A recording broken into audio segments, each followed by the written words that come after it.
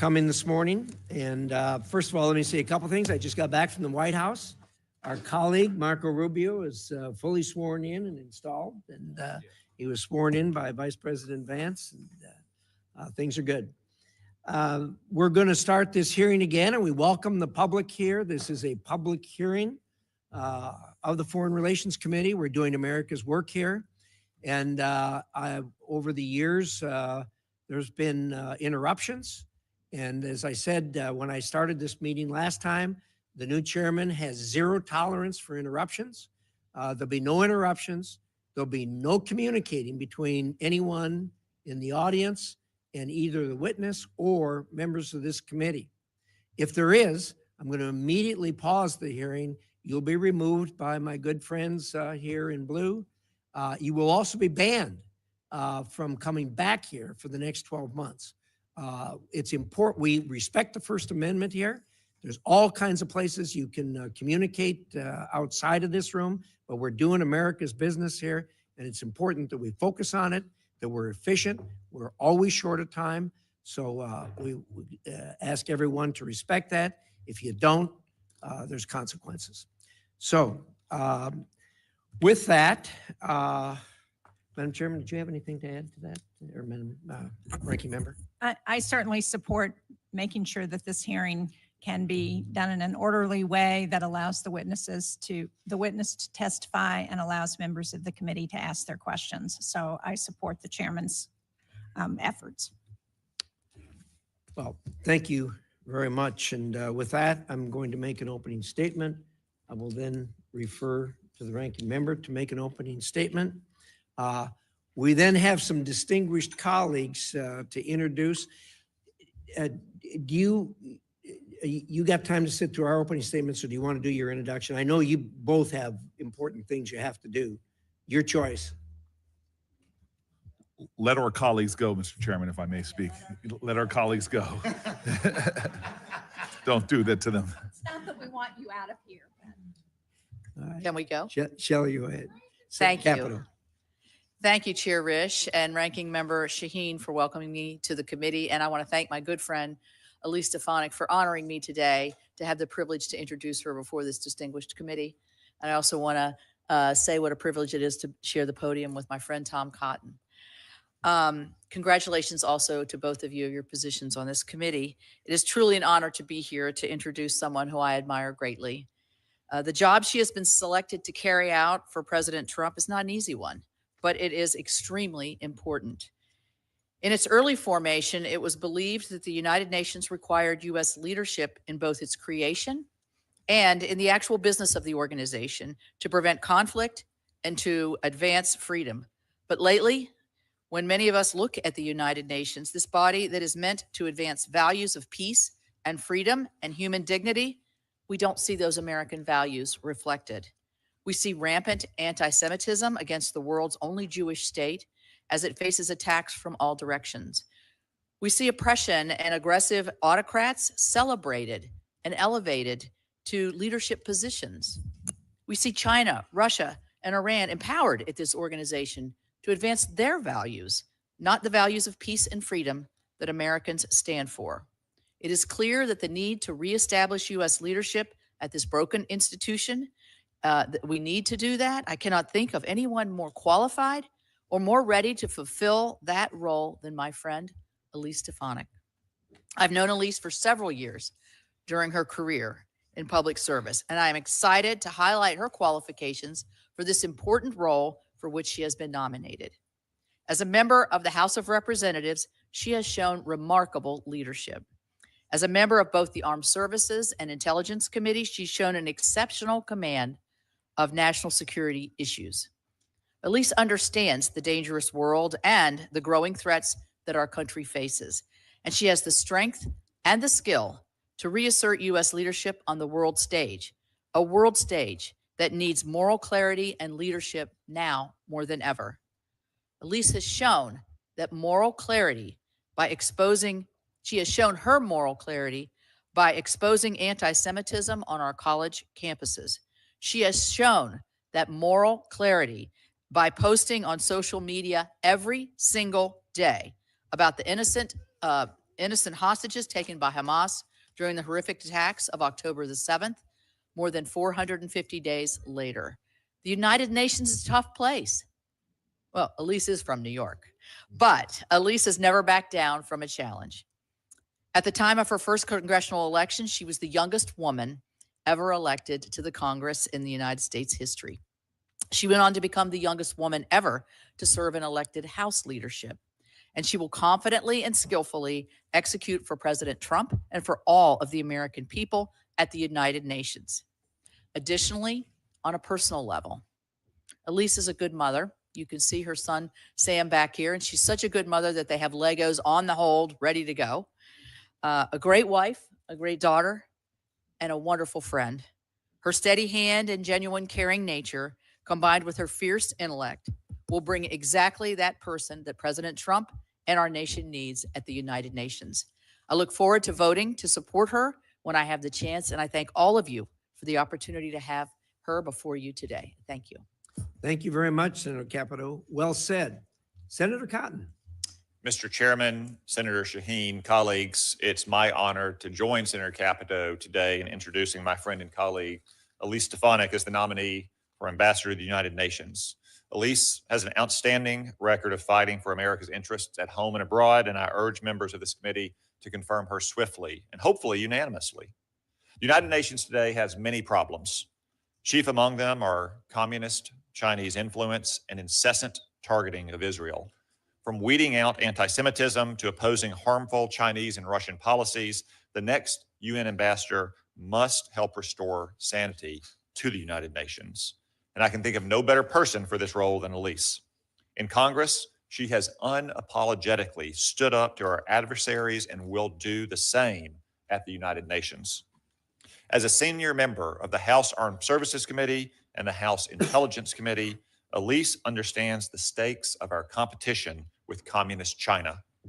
She helped stand up the China Task Force in the House, which later became the bipartisan Select Committee on the Chinese Communist Party. She also led comprehensive legislation to deter China and strengthen the United States. I've had the privilege of partnering with Elise on several of these bills, including one to ban Chinese-owned tutoring companies at our Department of Defense and another to counter Chinese drones in America. I'm also confident in Elise's ability to stand up for Israel against the United Nations' often blatant anti-Semitism. She has long advocated for billions of dollars for Israeli capabilities like the life-saving Iron Dome and critical anti-tunneling technology.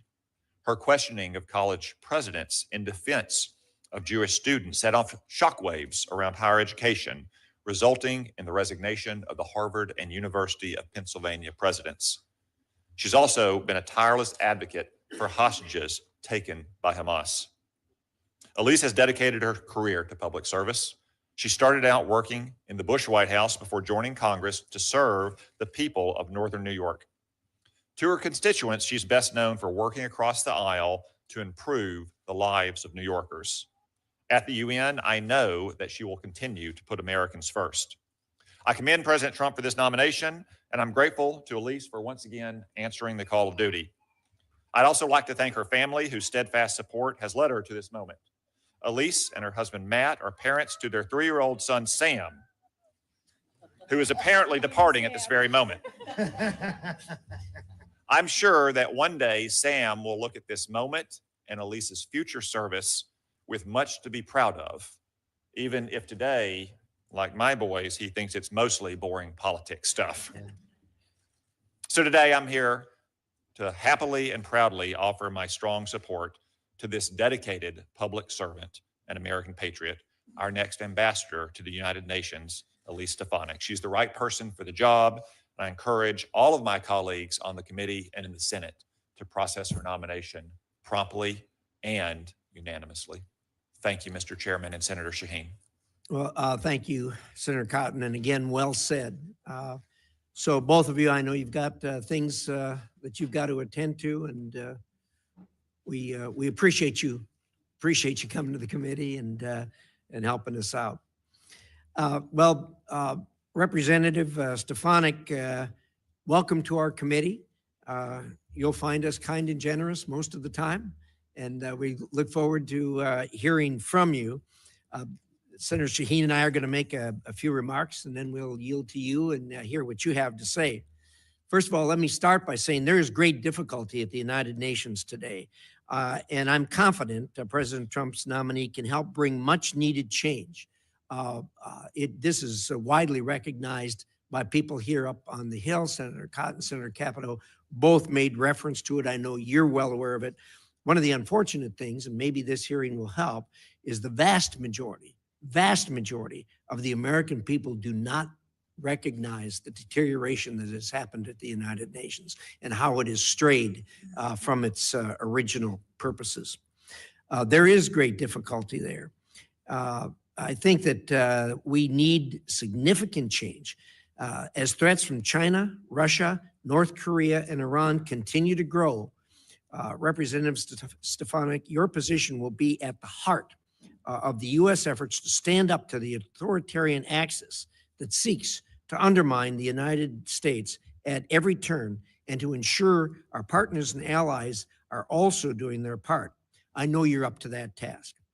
The UN was founded to be a force for peace and stability in the world, an admirable goal. It's not working. Since its founding, the United States has helped shape the UN and has supported it in dollars, lots and lots and lots of dollars, and in spirit. But today, the United States remains the largest funder of the UN system. We pay 22% of the regular budget, and we pay 25% of the peacekeeping budget. And what have the American people gotten for these investments? They have chaos, complete dysfunction at the UN, and a warped sense of right and wrong. In place of needed reform, the U.S. is constantly asked to give more to the UN, but over time, the organization has drifted farther away from American values, putting American national security in jeopardy. Representative Stefanik, I know that President Trump has nominated you to the UN because he knows you're not afraid to stand up for the American people, ensure that taxpayer dollars are truly putting America first, and push back against the real problems, constant problems that plague the United Nations. As the UN has expanded its mission, the amount of conflict, waste, fraud, and abuse has grown. In the UN Security Council, which is charged with maintaining international peace, security, consensus, and partnership on the many issues world faces, has become a fantasy. Critical issues that demand the Council's attention fall to the wayside. Accountability for Vladimir Putin's invasion of Ukraine, China's grotesque human rights abuses, genocide in the Sudan, regime change in Syria, all go unaddressed. But by what is supposed to be the leading international organization to resolve these conflicts. As the authoritarian axis grows and competes against democratic nations, the UN will descend back into the paralysis that has marked the Cold War if it continues on its course, which it has no indication it is changing. To make matters worse, our adversaries have weaponized the UN against Americans and democratic interests. Prior to the fall of Assad, Putin used the Security Council to block any action to hold Assad regime accountable for its crimes against humanity. China has used its malign influence to block attempts to discuss the Chinese government-sponsored genocide against the Uyghurs, and they have blocked our ally, Taiwan, from fully participating in the UN. China also manipulates the UN personnel system, which we all know, and they've used it to install Chinese diplomats into the UN bureaucracy that only serve China's goals and interests. There is a deep anti-Israel bias within the United Nations that has only grown stronger since Hamas's horrendous, unprovoked attack against Israel on October 7th. This sentiment was spearheaded by the UN Relief and Works Agency, UNRWA, which had numerous employees participate in October 7th terrorist attacks and allowed its schools and facilities to be used by Hamas. Remember, these are U.S. tax dollars that partially help fund UNRWA. For years, I have led my colleagues on legislation to end the U.S. contributions to this anti-Semitic organization, which openly employs terrorists. UNRWA must go. What I've just described is not what the American people want out of their taxpayer dollars. Our contributions should serve America's interests first, and I know you will bring that message to the United Nations system loud and clear. Representative Stefanik, I believe it is reasonable to evaluate every UN agency to determine if what they are doing is directly beneficial to America and hold them account until the answer is a resounding yes.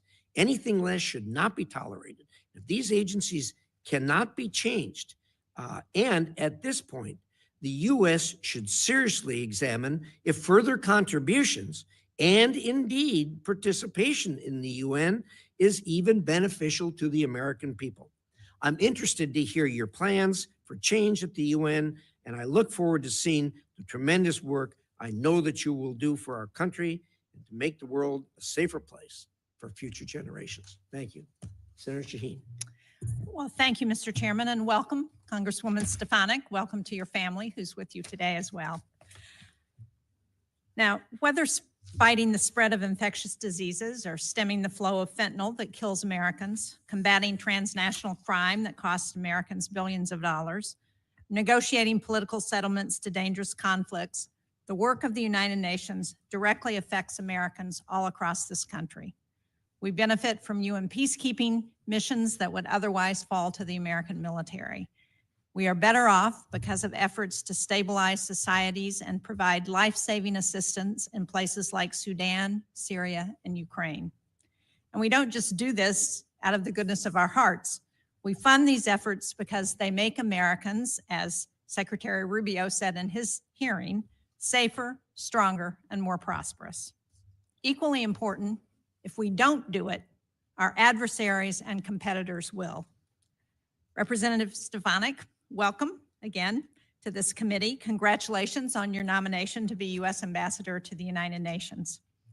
From working in the Bush administration on the Domestic Policy Council to being the youngest woman elected to Congress, you have strong credentials and the relevant experience for this role.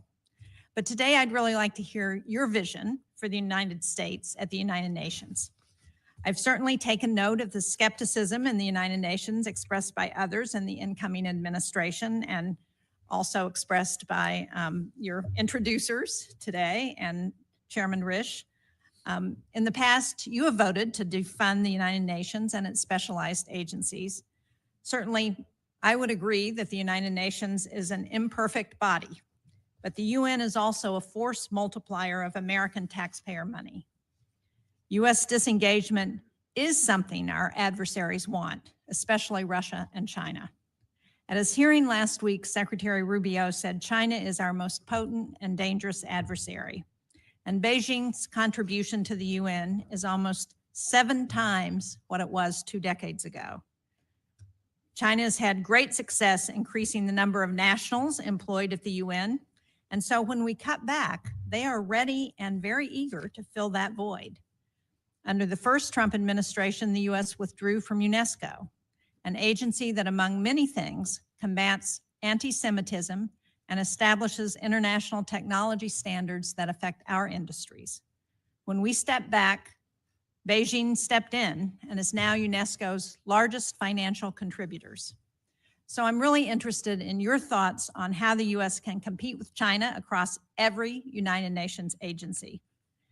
One agency at the UN that I think is particularly important is the UN Population Fund, or UNFPA. Globally, 1 in every 5 girls is married before reaching age 18. Too many girls in too many countries, as you know very well, face female genital mutilation and forced child marriage. UNFPA provides critical reproductive and maternal care. It reaches 3 times as many countries as our bilateral family planning program. And in some areas like Darfur and Kordofan, it is the main provider of life-saving reproductive health supplies. Things like childbirth delivery kits that reduce infection for women giving birth outside clinical settings. I believe its work is irreplaceable. Now, if confirmed, I hope we can work together to advance United States interests at the UN. Because when the United States takes a leadership role at the UN, Americans and people around the world are better off. Thank you, Mr. Chairman. I welcome the testimony of Congresswoman Stefanik and hearing her views. Thank you so much, Senator Shaheen and Representative Stefanik. The floor is yours.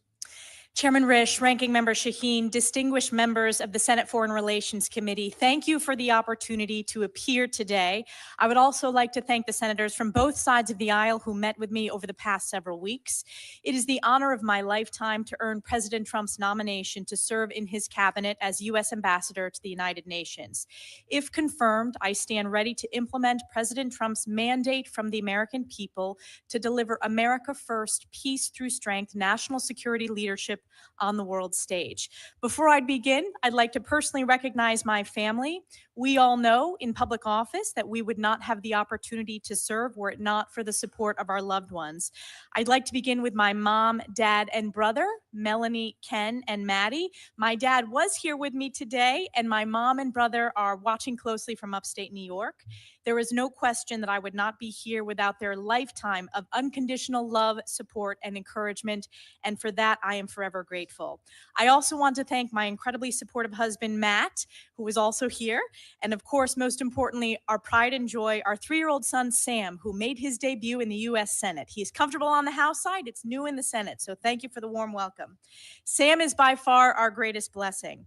Of all the titles I have held, Congresswoman, Chairwoman, Representative, or Ambassador if confirmed, my most important title will always be Mom.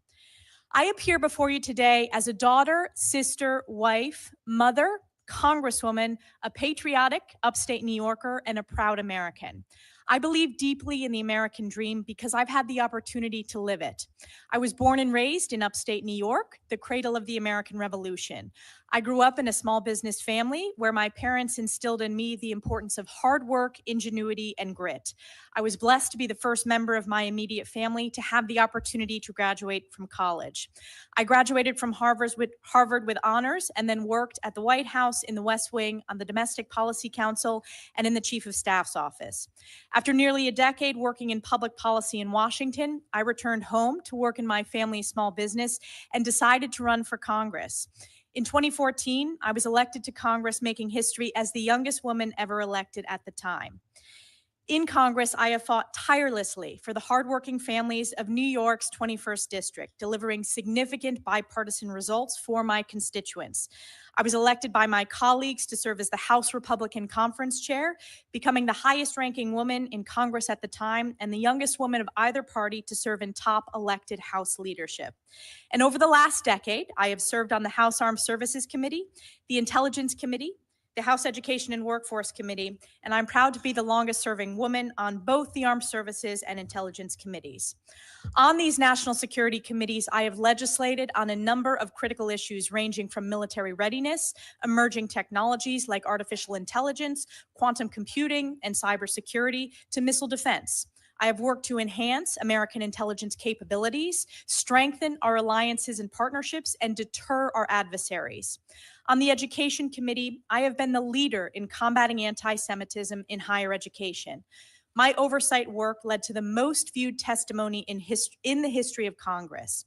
This hearing with university presidents was heard around the world and viewed billions of times because it exposed the anti-Semitic rot in colleges and universities and was a watershed moment in American higher education. When discussing this nomination with President Trump, the president shared with me that he sees great promise in the United Nations if it focuses on its founding mission of international peace and security. President Trump has long advocated for peace and no new wars.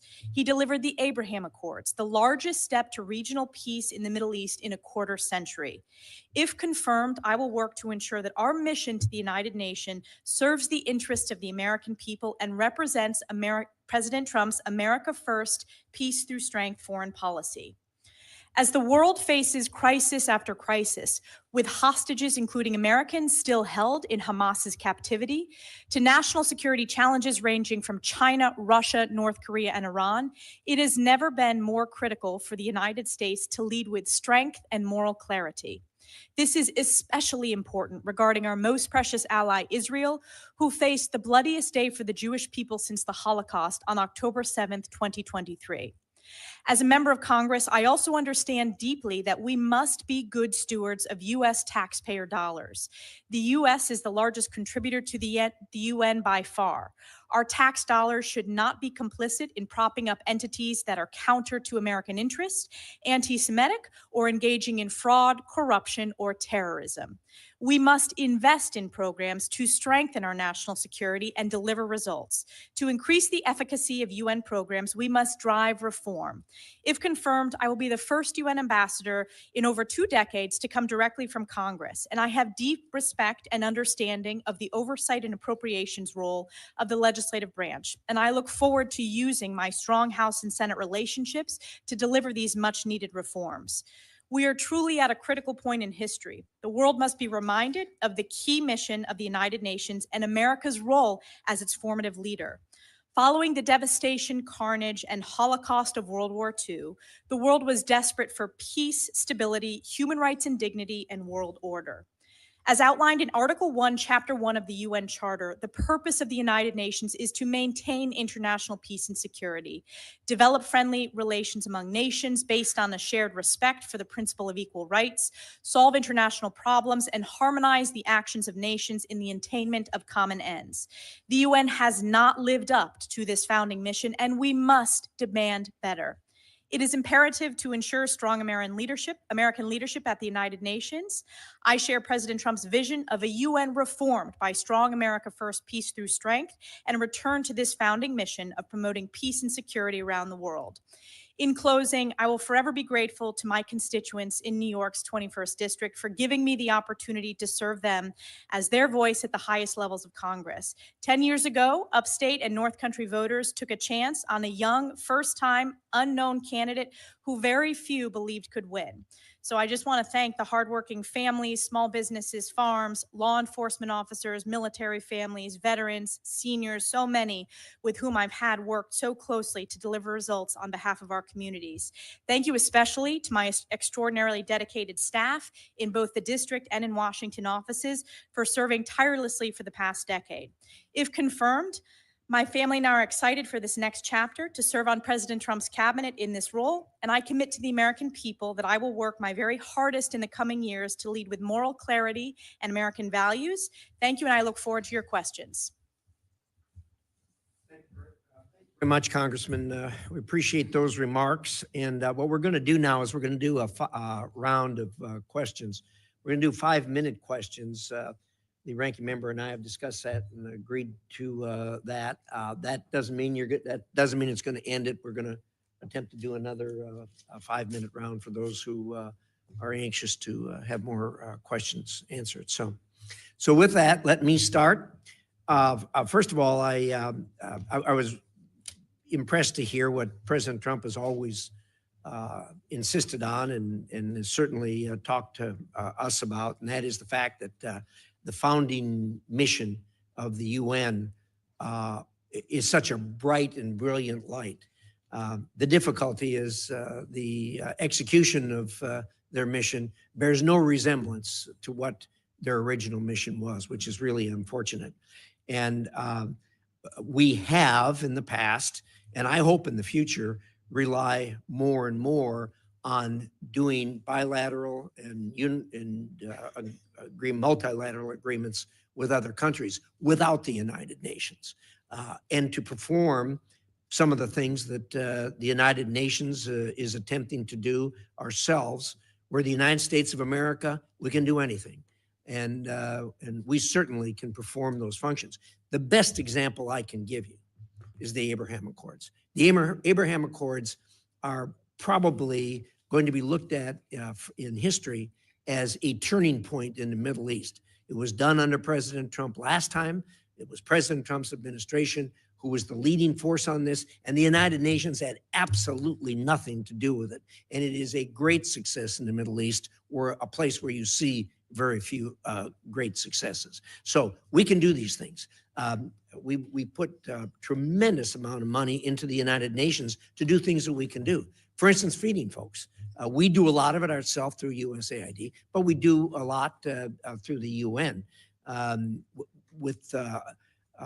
In doing that, the UN has hired, for instance, UNRWA to do it, an organization I don't want anything to do with. I don't want any connection to UNRWA. And yet here we are working with them. So I think there's a lot of things that we can do to start with that will ratchet down the number of people that are clogging the New York streets up there with employees from other places, and make it a mission that's our own. Your thoughts? Thank you, Chairman Risch. I wanted to point out, and I'm glad you referenced the Abraham Accords. I think we can look to the success of our bilateral relationships and various multilateral partnerships and build on that within the UN. For example, we have the Abraham Accords caucus in the Congress. I think we should consider starting an Abraham Accords caucus within the United Nations to build on President's success delivering that historic result, the greatest breakthrough for normalization in the Middle East in over a quarter of a century. I do share your commitment, Chairman Risch, to being good stewards of U.S. taxpayer dollars and ensuring all of our investments to any foreign policy strategy, and this goes hand in hand what Secretary Rubio testified, represents our American interests. Does it make America safer? Does it make America stronger? And does it make America more prosperous? So I hope to work effectively with this committee, our oversight members and our appropriators to ensure that we deliver reform and ensure that each dollar is going to strengthen our national security. I think we can look to the programs that are successes, which typically have strong American leadership and voluntary funding. One example is the World Food Program, which has significant bipartisan support on this committee in both chambers of Congress, and it's supported by the American people. And oftentimes, the most successful agencies within the UN, they have transparency, accountability standards, and are led either with strong American leadership or allied countries. So that's a bit of feedback to your question. Well, thank you. I appreciate that. Just very quickly, one of the things that has really concerned me in recent years is we keep getting outvoted at the UN. And it turns out that every country has one vote.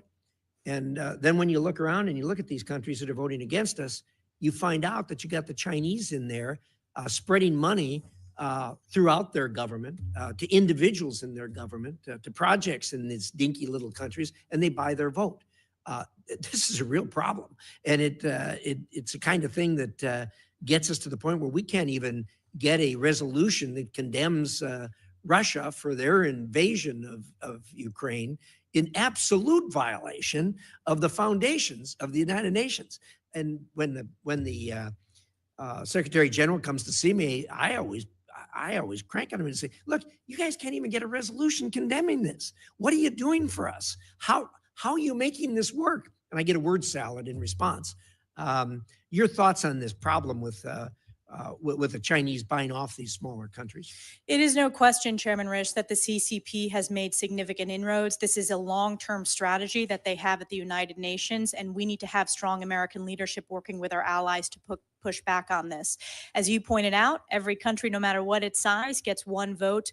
I believe we need to have a strategy to push back, particularly on the CCP's inroads within the global South and even within the Western Hemisphere. I think we need to build on our, as you said, bilateral partnerships and make sure they understand the importance of a two-way partnership with the United States. I also think that the personnel strategy of the CCP has been of particular concern within the UN. Clearly. China has made inroads in placing CCP leaders and Chinese diplomats in positions as head of various sub-UN agencies, but also at the most junior level. So we need to have a human capital strategy working with our allies to push back on that. I appreciate your thoughts in that regard. And I certainly have no objection to countries having a vote. What bothers me is that the corruption and the fraud when the Chinese buy off that vote with money is just flat wrong. Thank you for your thoughts. Senator Shaheen. Thank you. Again, Congresswoman Stefanik, welcome, and thank you for your willingness to continue to serve this country and for your past service in the House. While I think we would all agree that the UN is not perfect, it is a force multiplier for the US, and it's a prime example of global burden sharing in times of crisis. I was pleased to see that the Trump administration will maintain this position, U.S. Ambassador to the United Nations, as a cabinet level position. Now, you've talked a little bit about this already in your responses, but how will you make sure that the work of the UN is understood to help advance U.S. interests around the world? And more important, how can you help convince members of Congress who are skeptics that our contributions and leadership in UN agencies must continue in order to prevent China, Russia, Iran, and other U.S. adversaries from assuming these roles? Thank you so much, Ranking Member Shaheen. I appreciated our opportunity to visit ahead of time. I will start with your question related to how we convince the American people and elected officials of the importance of investments. I think, as I pointed out to Chairman Risch, doing a review of all of our dollars going into various UN agencies and looking at what are most effective. Typically, UNICEF is another example, in addition to World Food Program. We voluntary commit, it maintains bipartisan support, and it delivered significant results for millions around the globe, and it strengthens our national security. So when it comes to those key questions, does it make America safer, stronger, and more prosperous? I believe those are examples of programs that do. I clearly think there are certain programs that are not meeting the mission of the UN, the founding principles. UNRWA is an example, and we will likely have a policy disagreement upon that. But I think we need to roll our sleeves up, deliver reforms, and make sure that our dollars are going to programs within the UN that work, that have a basis in the rule of law, that have a basis in transparency and accountability, and strengthen our national security and our partnerships. Well, thank you. I would point out that right now we're not funding UNRWA. Absolutely. And I voted Congress to defund UNRWA. One of the things I talked about in my opening statement was UNFPA. So the opportunity to provide family planning, maternal health care, midwife training, interventions to halt child marriage, to address the practice of female genital mutilation, and to help ensure healthy families. Will you commit to personally reviewing UNFPA's work before the administration makes any decision about invoking the Kim Kasten law? Yes, if confirmed, I am committed to doing a review, as I said, across the UN programs, but specifically UNFPA. I think it's very important that we do a full review, as the president announced the executive order today as well regarding all of foreign aid. And I would make sure that we are being good stewards of U.S. taxpayer dollars. I do want to point out I have a very strong record when it comes to standing up for women's health issues, particularly addressing maternal mortality rates, addressing pre and postnatal care, addressing infant malnutrition. And I think that is very important. And that you have my commitment to do that review if confirmed. Well, thank you. I appreciate your record on that. And I think it's very important to remind everyone that women make up half of the world's population, and we need to do what we can to ensure that their health is also protected. In April, you said that Vladimir Putin's war in Ukraine constituted genocide, April of 2022. You called for the delivery of security assistance to Ukraine. At the UN, we've seen inconsistent support for Ukraine. We've seen greater support on initiatives to support Ukraine and less support on initiatives to hold Russia accountable. If confirmed, can you talk about how you might use your role as UN ambassador to address and punish Russia's ongoing attempted genocide in Ukraine? I support President Trump's commitment to bringing this war to a resolution, to stop the killing.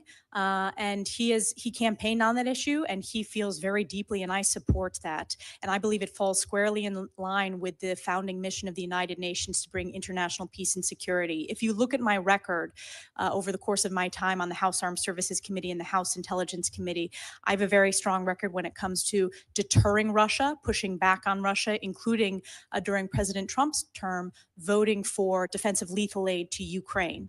I believe peace through strength is our strongest deterrence.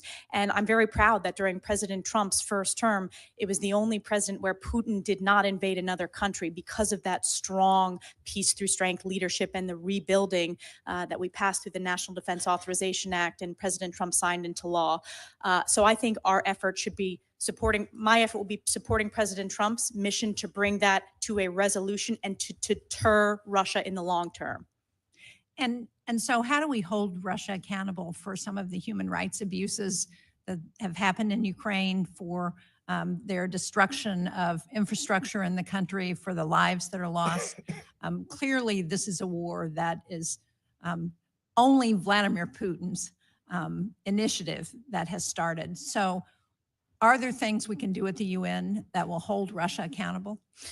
Certainly, it's going to be important to support President Trump's approach with his special envoy to address and bring that to a resolution. And I will work with the National Security Council and my colleagues in the cabinet who sit in the national security spaces to use this position at the United Nations to support his strategy and give him maximum flexibility to bring this to a resolution. Thank you. Thank you, Mr. Chairman. Thank you. Senator Ricketts. Thank you, Mr. Chairman. Congresswoman Stefanik, welcome to the committee, and thank you very much for stopping by my office so we could have a chance to talk before this committee.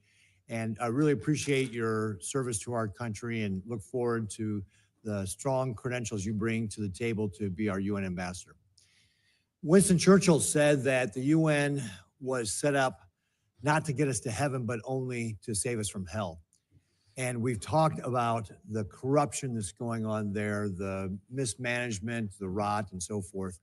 And you've mentioned already this concept that we have to have reform there. That's going to be very important.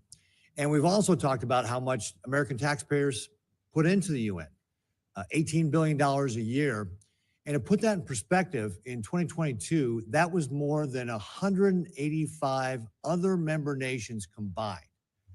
Chairman Risch mentioned what the percentages of 22% of their overall budget most recently and so forth. So we invest a lot there.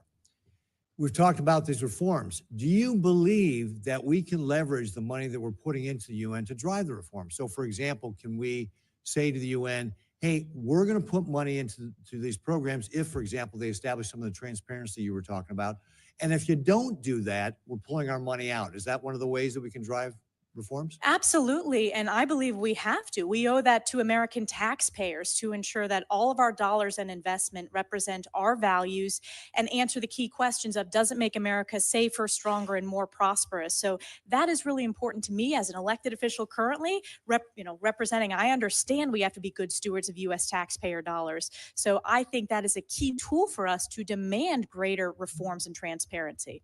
Great. One of the other things that we've also talked about as well is how Communist China has used the UN to push its interests, and the chairman laid out some of the problems with what Communist China is doing. What can we do to be able to get more U.S. leadership into these different committees to kind of combat that? We need to have a strategy, and this came up in virtually every conversation with senators from both sides of the aisle, and it needs to be a long-term strategy working closely with our allies and our partners, both at the most junior levels and at the more senior levels within the UN. We need to make sure that we're running candidates, either American or allied nations, in the elections process for key leadership posts within the UN system. We need to pay particular attention, I believe, to the technical organizations, whether it's telecommunications, whether it's civil aviation.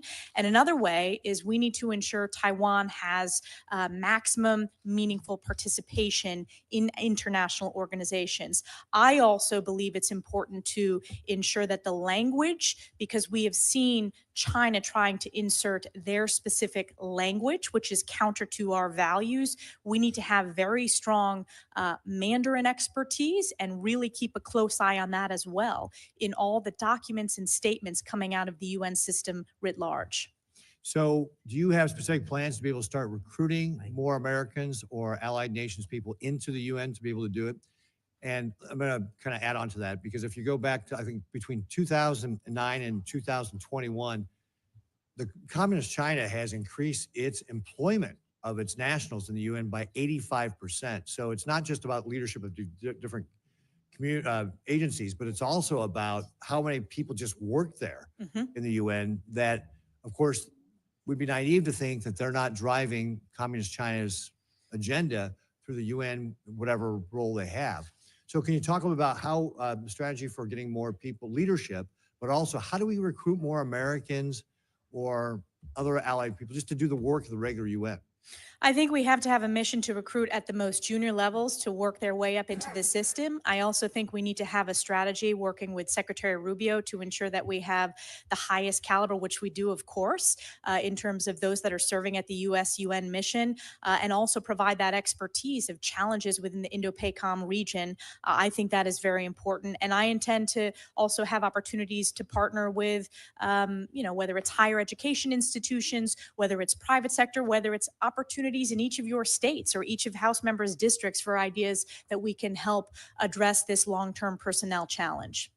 Yeah, I think that's going to be a key thing for us to be able to reach out and find new ways to be able to recruit people in, because if we don't have our people in the UN, we're just leaving it open to communist China to be able to do what they're doing. And this is one of the ways they're trying to displace us as the world power, as Xi Jinping has laid out very clearly that he wants to do. So I look forward to potentially another round of questioning. So thank you, Mr. Thank Chairman. you very much, Senator Ricketts. Senator Coons. Thank you, Mr. Chairman, and thank you, Congresswoman, for your willingness to continue serving. My welcome to your family, to Matt and to Sam, who I hope will get to enjoy some of this hearing in person. And I enjoyed our conversation and look forward to working with you. I'll just continue briefly on the conversation you were just having with Senator Ricketts. I think our global network of alliances and partnerships and our values are critical to our strength, stability, prosperity, our security. And we've got a global network of allies. China does not. They have nervous neighbors, they have client states, they use coercion, but they do not have genuine allies, as we do. And so they have made a concerted effort to use the UN system to advance their interests, both their different idea and standards for human rights. We believe in an individual right to liberty. They talk about collective rights. We have different standards. We want 6G to be built out on US and Western friendly standards. They want their standards. So I couldn't agree with you more that fighting for leadership of technical organizations. In the previous Trump administration, I worked closely with his PTO director to make sure that the World Intellectual Property Organization wasn't run by a PRC national, and the ITU, as we spoke about. So I think it's critical. We do have a strategy. I worked closely with Ambassador Linda Thomas Greenfield on this. As the chair of the appropriating subcommittee, Senator Graham and I worked well together with her to increase funding for junior professional officers, to increase funding for the US-UN mission. If confirmed, will you commit to continuing this work to make sure that Americans and American-friendly leaders compete for and succeed at leading the technical organizations of the UN and compete for and succeed at staffing the junior levels of the UN? Yes, thank you, Senator Coons, and I enjoyed our discussion. This is one of my top priorities, and this, you're seeing it came up in, as I mentioned, every single conversation. I think the success story of successfully having a candidate defeat China's candidate in the Intellectual Property Organization, that is a model that we need to continue to use in these other technical organizations. And that is, there is bipartisan support. As Tom Cotton mentioned in his opening statement, I was one of the founding members of the China Task Force, which of course led to the setting up of the bipartisan China Select Committee. So there's bipartisan interest. And I also support your approach of strengthening and building on our strong alliances, whether it is AUKUS, whether it is building on the relationships within the Quad, whether it's ASEAN. We have an opportunity to build on those organizations, I think, as partnered within the UN system. Chairman Risch referenced the sometimes frustrating dysfunction of the UN Security Council, the fact that both Russia and China have used it to block accountability measures. The General Assembly did pass an overwhelming resolution condemning Russia's brutal invasion of Ukraine, but we couldn't get it through the Security Council. The Security Council did in September unanimously pass, because of American leadership, a resolution continuing sanctions, visa bans, an arms embargo for Sudan. So it is not completely without merit. But one of the things the Biden administration advanced was UN Security Council reform to broaden its membership, as you referenced, to include the Global South and to try and move the Security Council more into a functional body. What are your views on what you should do to continue that agenda? Certainly, when it comes to UN Security Council reform, it is very complex. It is very challenging with both Russia and China and the veto on the P5. I would want to work with this committee and, of course, the president primarily on any proposals for UN Security Council reform. In my opening statement, when I was referencing reforms, I was mostly talking about ensuring that all of our taxpayer dollars are going to UN entities that function very well. But I am open to having conversations about how to make it work better. I think we need to have a broader strategy reaching out to countries within the global south where China's made significant inroads. They've done it by building ports. They've done it through telecom. It's really been a whole of government approach. And it's obviously not the UN alone. It's working with Secretary Rubio. It's working with USAID, working with USTR and significant economic investments that are happening in various Don't forget the other DFC. countries. President Trump signed the BUILD Act into law in his first term. The Development Finance Corporation is a critical tool in our toolkit. Before I conclude, I just want to raise my profound concern about an executive order signed yesterday by President Trump that puts a 90-day pause on all development assistance without clarifying the scope of that. Does that include our contributions to UNICEF and the World Food Program, which I think you would recognize, you did recognize, led by Americans, broad bipartisan support, part of the key mission of the UN to promote stability and security by feeding hungry people and bringing stability? Does that include USAID's support to Ukraine's energy grid as Putin continues to hammer civilians through attacks on the energy grid? AID's support for getting energy back online in the midst of winter in Ukraine is pretty critical. Does it include Jordan? A sea of stability in a whole area of chaos. Will development assistance be frozen for 90 days to Ukraine, to our development partnership in the Philippines and the Luzon corridor to compete with China's influence in the region, to Jordan? I hope we can work together to get some clarity. And I hope where there are obvious partnerships that do advance American national interests, that they will move forward quickly. Thank you. Thank Thank you, Senator Coons. Thank you, Senator McCormick. Congresswoman, it's good to see you again. My wife, Dean, and I have known you for, I think, more than 20 years. So I'm thrilled that President nominated you for this important role. Forgive my voice. I think I've been celebrating making America great again a little too much.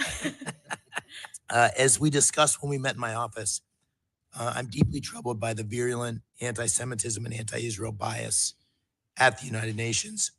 And since Hamas's brutal massacre on October 7th, the Jewish community in Pennsylvania and across our country has seen an explosion in hate.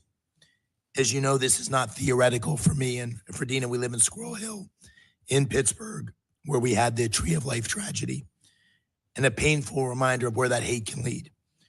In Congress, you've done an incredible job of pushing back against anti-Semitism in our nation's institutions.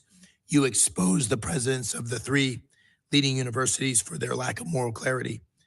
And I was one of the first to call for the firing of the president of UPenn because of the tough questioning that you forced her and other presidents to leave office.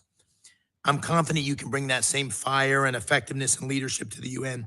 And let me start by asking how you'll fight back against anti-Semitism and bias against Israel within the UN. Hamas terrorists have been operating with impunity from UNRWA facilities, and UNRWA employees even participated in the massacre on October 7th.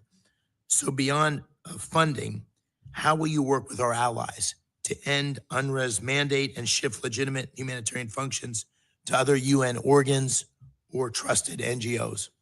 Thank you so much, Senator McCormick, and thank you for your leadership combating anti-Semitism. I know it's important to the American people and it's important to Pennsylvanians, and something that I am deeply committed to doing in this role. It's one of the reasons why in my conversation with President Trump, I was interested in this position, because if you look at the anti-Semitic rot within the United Nations, there are more resolutions targeting Israel than any other country, any other crisis combined.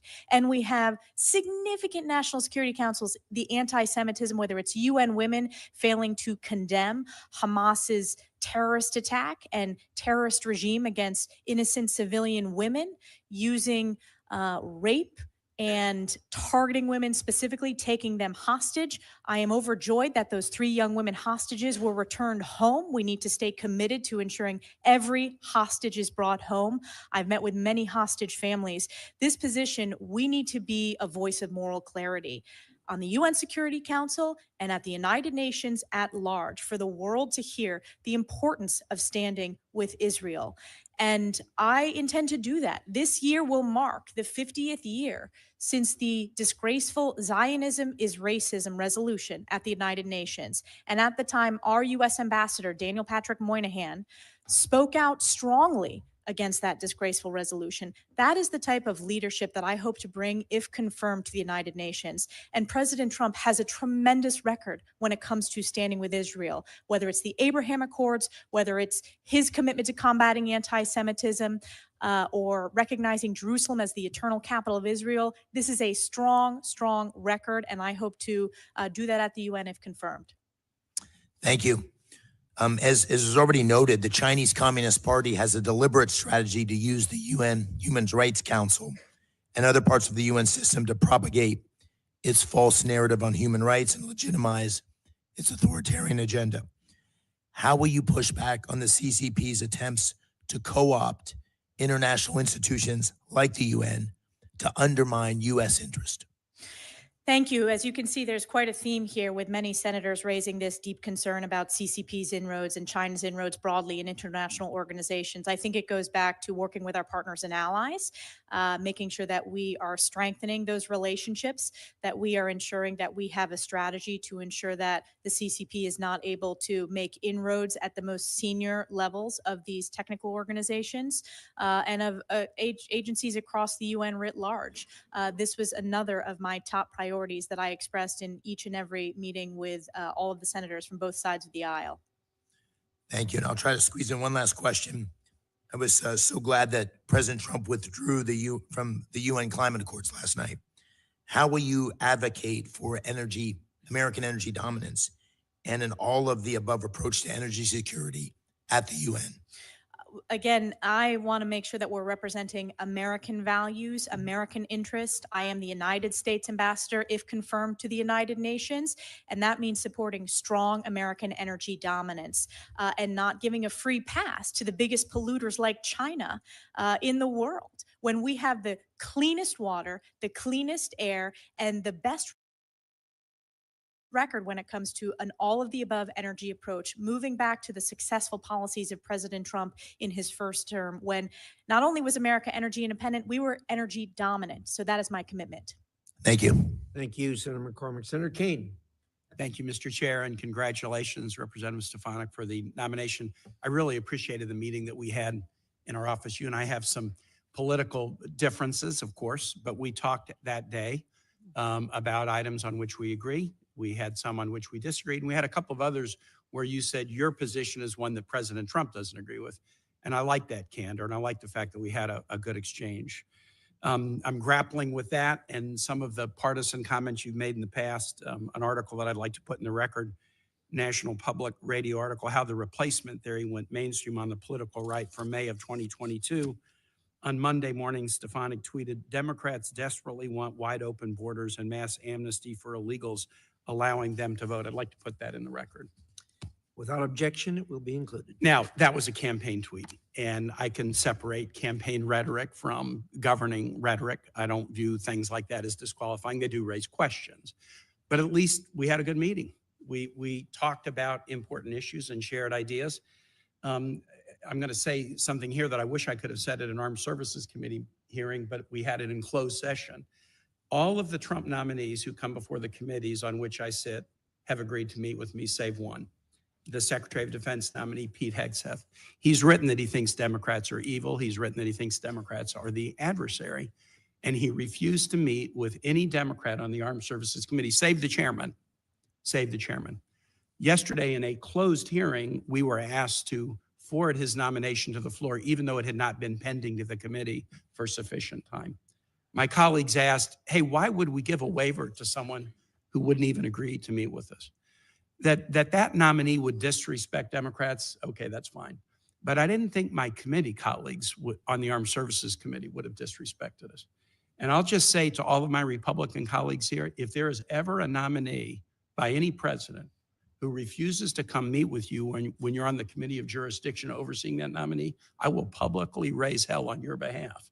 Nominees should meet with the committees, just as Representative Stefanik did. And Representative Stefanik, while I have a question about some of the campaign rhetoric, I'm not going to ask you about it because that's in the past.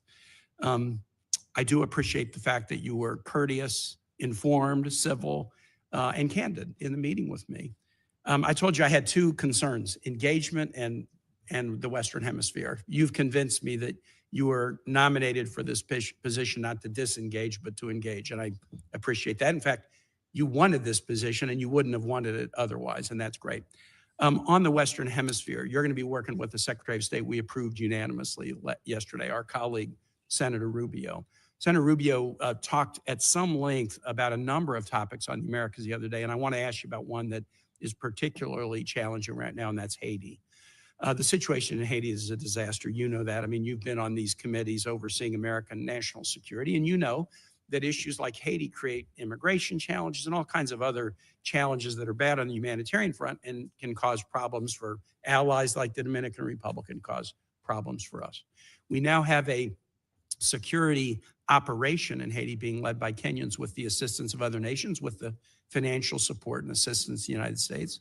Senator Rubio talked at some length here on last week about how important it was that we stay engaged on that.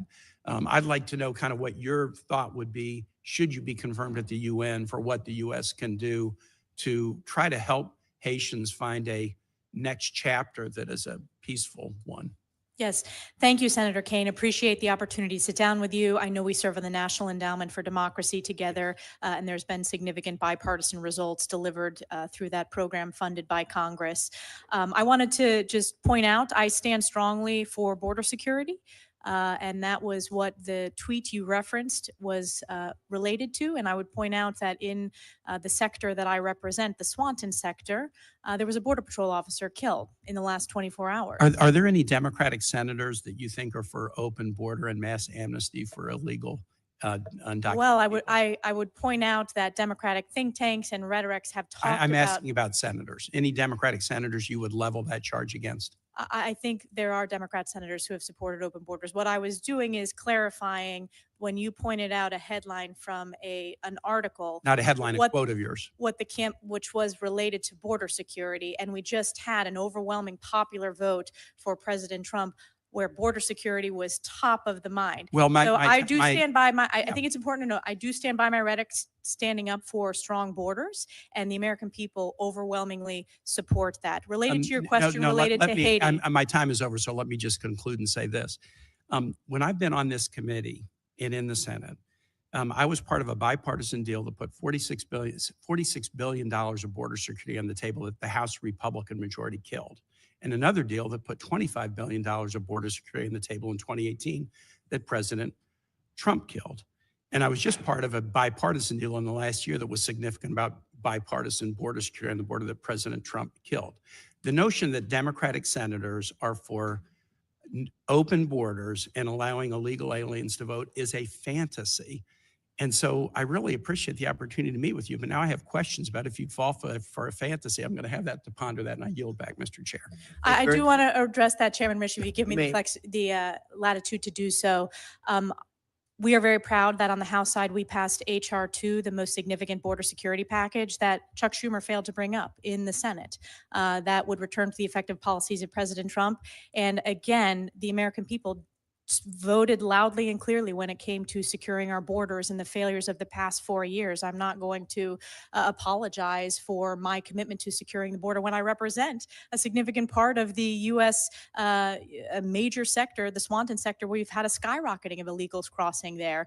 On the issue of Haiti, which I think is important, and it is a bipartisan concern. Obviously, it's a humanitarian significant challenge in our hemisphere. Working with Secretary Rubio, we need to have a strategy. I'm deeply concerned. It is very complex. There is no simple solution. And that is an area where we need to continue to have discussions with the committees of oversight. I'm very concerned on the Intelligence Committee briefings I've received about the crisis in Haiti. So I look to work with Secretary Rubio to support his commitment to the Western Hemisphere, specifically the complexities of the humanitarian challenges within Haiti. Senator Hagerty. Thank you, Mr. Chairman. And Congressman Stefanik, I just want to congratulate you for being here. I'm very pleased to see your nomination to be the next ambassador, the next United States ambassador to the United Nations, and I look forward to working with you very closely.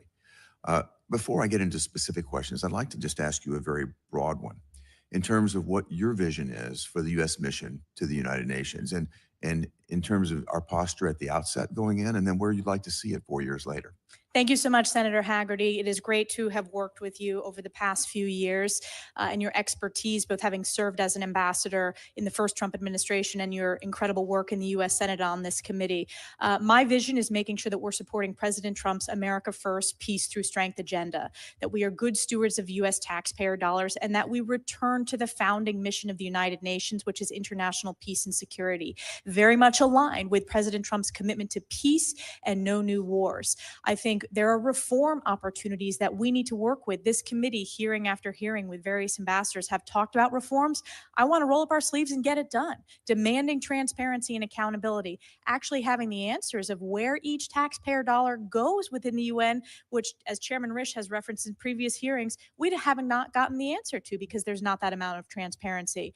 Standing with Israel is critically important, particularly as there are hostages still being kept today by Hamas, pushing back on the CCP, and then strengthening our partnerships and allies, working with Secretary Rubio to make sure that his reform vision for the State Department, that, as he said in his hearing, this is not about reforming, it is about improving over the long term. We want to improve to deliver results.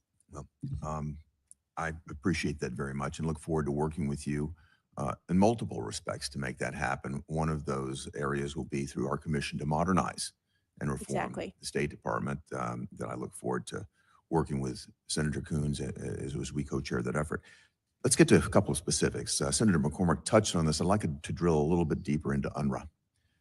This is a particularly problematic organization, in my view. Long before the October 7th Hamas massacre took place, I've been calling for the United States to cease funding UNRWA to send a very strong message.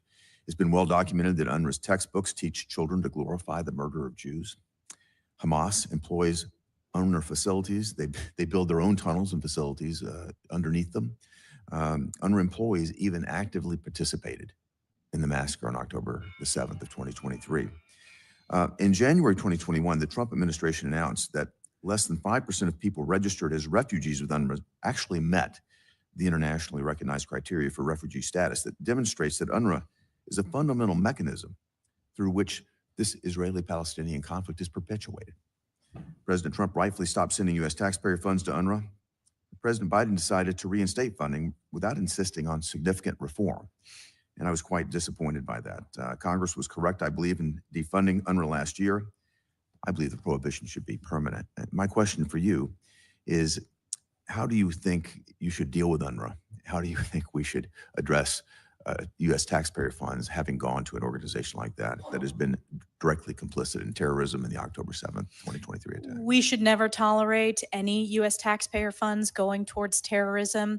As in my question with the ranking member, Shaheen, I was one of the members that voted to defund UNRWA. I was one of the leaders in standing for that important appropriations vote, which there is a bipartisan consensus on, with significant members, Republicans, as well as some Democrats who voted to defund it. I think we can look to organizations within the UN system, such as UNHCR, such as the World Food Program, working with USAID, which are proven organizations. They still need, reform efforts and modernization, but don't have the terrorist ties that UNRWA had particularly that were exposed during the October 7th Hamas attack against Israel, whether it was Hamas's leader Sinwar carrying an UNRWA teacher's passport, or whether it was the UNRWA office above a Hamas data center, or individuals within UNRWA who participated in the terrorist attack against Israel on October 7th. So that I fully support the president's commitment to defunding, and I'm proud to have voted for that in the Congress. Great. I have several more questions, but I just want to touch on one last one very quickly. That has to do with accountability at the World Health Organization. You take into consideration the concerns around the COVID pandemic, what happened there, the WHO role there. President Trump, I believe, rightly withdrew us from supporting and funding WHO. President Biden put us back into that, into being a funder. In fact, the largest funder, $1.3 billion so far to that organization from United States taxpayers. What are your thoughts on the accountability that we've received so far, and where would you like to take that? I support President Trump's decision to walk away from WHO. WHO failed on a global stage in the COVID pandemic for all the world to see, and instead spewed CCP talking points that I believe led to not only false information, but dangerous and deadly information across the globe. We cannot tolerate entities that are taken over by CCP propaganda. So I strongly support President Trump knows when to engage and knows when to walk away. He was right in his decision to walk away from WHO, and I support that. I was pleased to see that action yesterday as well. Thank you, Mr. Chairman. Thank you. Senator Booker, you're up. Thank you very much, Mr. Chairman. It's good to see you, and I thank you for the time that you gave me in a very hurried inaugural weekend. Yes. It was amazing that we were able to fit that in. And I want to echo some of my Senate colleagues who just said you are very informed and seem to be extraordinarily committed to this task and this goal, and I'm grateful for that. I want to jump in on some of the things we talked about right away. I'm so grateful for Senator Kaine bringing up Haiti and the importance for us to come up with some bipartisan foreign policy agenda or strategy to deal with that crisis there. I want to bring attention to the conflict in Sudan, which has created the largest and fastest growing humanitarian crisis in the world. We see right now tens of millions of people in need of assistance.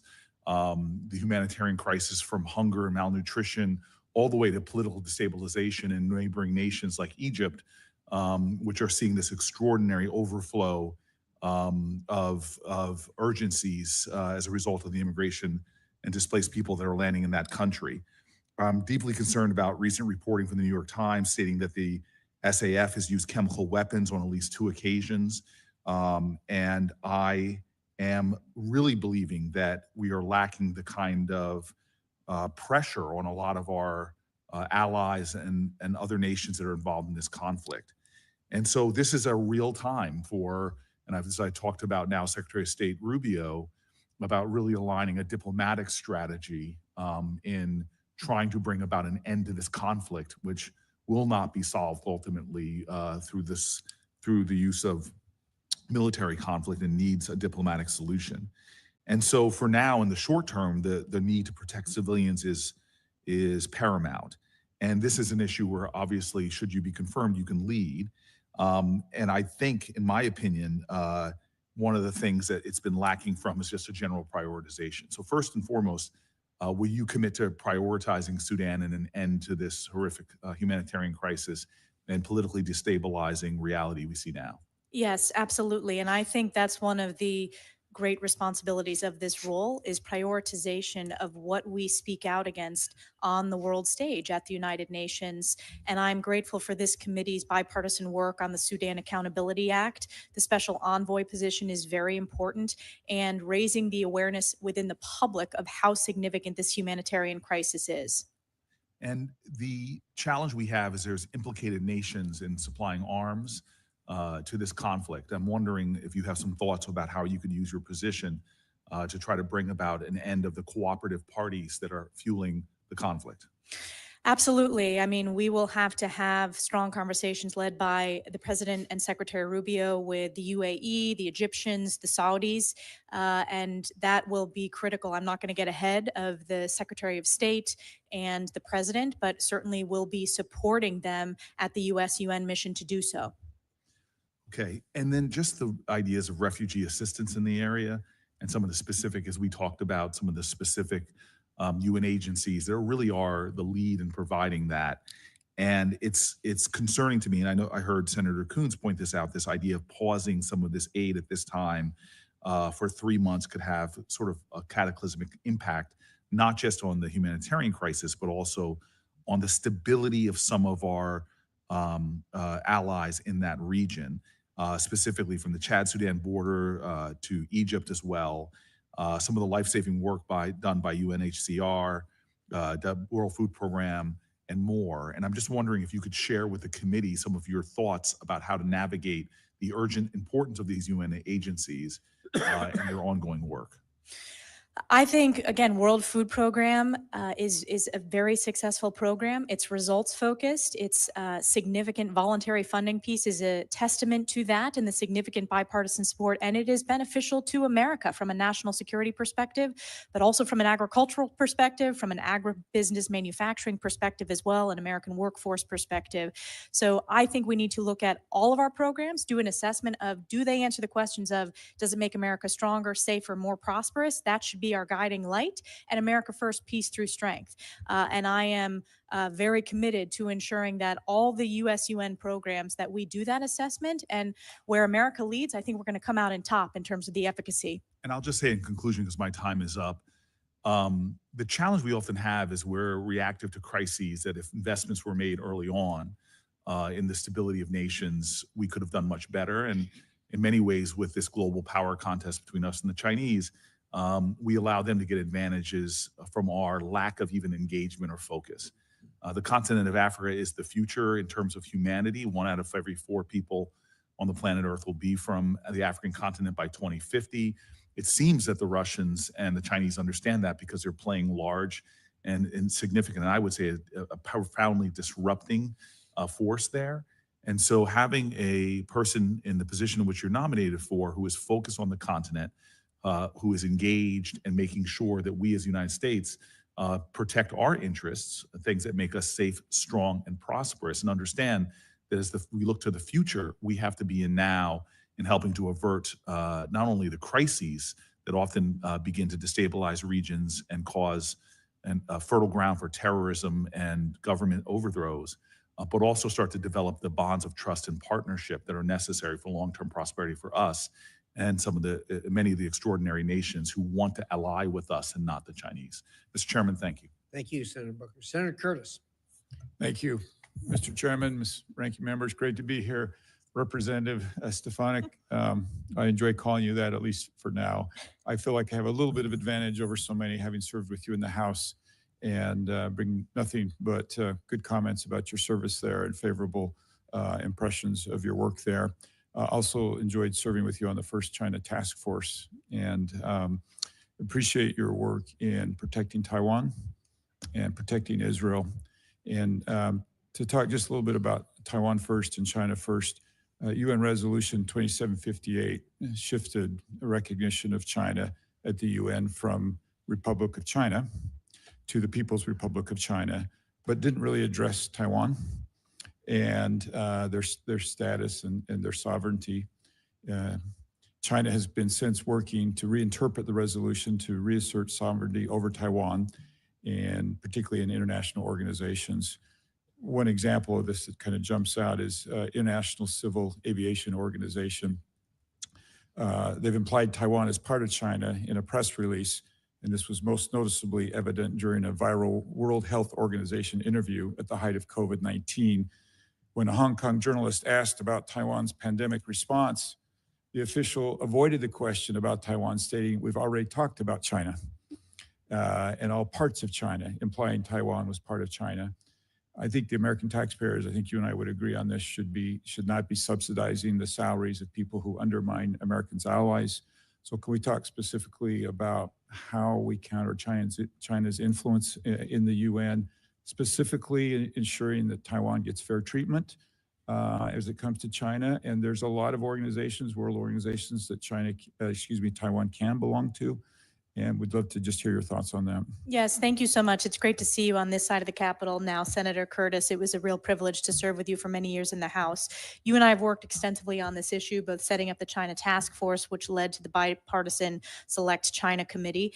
As I mentioned in some of the previous questions, I am committed to making sure that Taiwan has the most maximum meaningful participation within the UN system, as it should in all international organizations. We have to be vigilant, both in the long term and the short term, to make sure that China is not able to make significant inroads with the CCP in international organizations. I also want to point out that I have a record on this issue legislatively. Over the past decade, I have voted consistently in support of defensive aid to Taiwan. I believe deeply in deterrence to avoid war in the Indo-Pacific. And you can look at, whether it was the last major vote we took on that defensive aid package, I voted in support of it. Yeah, thank you, and would love to help you in those efforts. I think it's very important for the U.S. and for our taxpayers. I sponsored a bill over in the House that would actually require the State Department to rank the agencies in the UN by order of importance. And you can see on one hand, we have the Security Council, where it's important for us to have a veto vote, and then UNRWA. And yet the State Department insists that these are all equal and all important in the U.S. interest. I understand the president plans to defund some of these. Can you give me a sense from your perspective how you begin to with your team, limited resources, figure out which of these agencies are actually important in the best interest of the United States and which ones we need to address?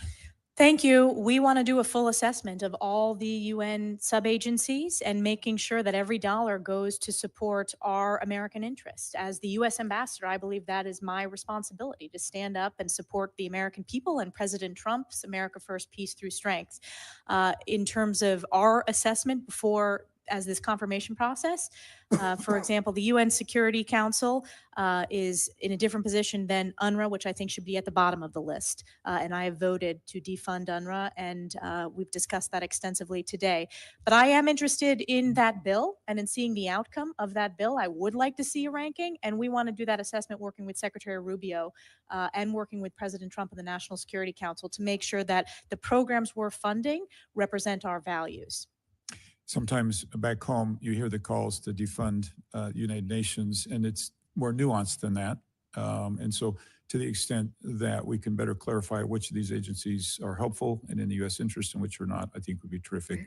And I think connecting it to the American people directly. For example, take the World Food Program, connecting that to our American farmers. I have a very agricultural district. That's important to make that connectivity to the American people, who are very interested in where their taxpayer dollars are going, as they should be. Yeah, thank you very much. I yield my time. Thank you, Senator Curtis. Senator Murphy. Thank you very much, Mr. Chairman. Thank you very much, Representative, for your commitment to the country and your willingness to serve. I deeply appreciate the work that you have done to combat anti-Semitism. I appreciate your commitment to bring that work to the United Nations. I think it is a cancer, both domestically and internationally. You and I worked together over the last year and a half to dramatically increase funding for the not-for-profit security grant program that sends money to synagogues and Jewish community centers to invest in security upgrades. I'm heartbroken that we need to do that, but it is an important moment to support those communities. I agree that it's a problem you will confront at the UN. It is also a problem, as you have raised, domestically, both on the right and the left.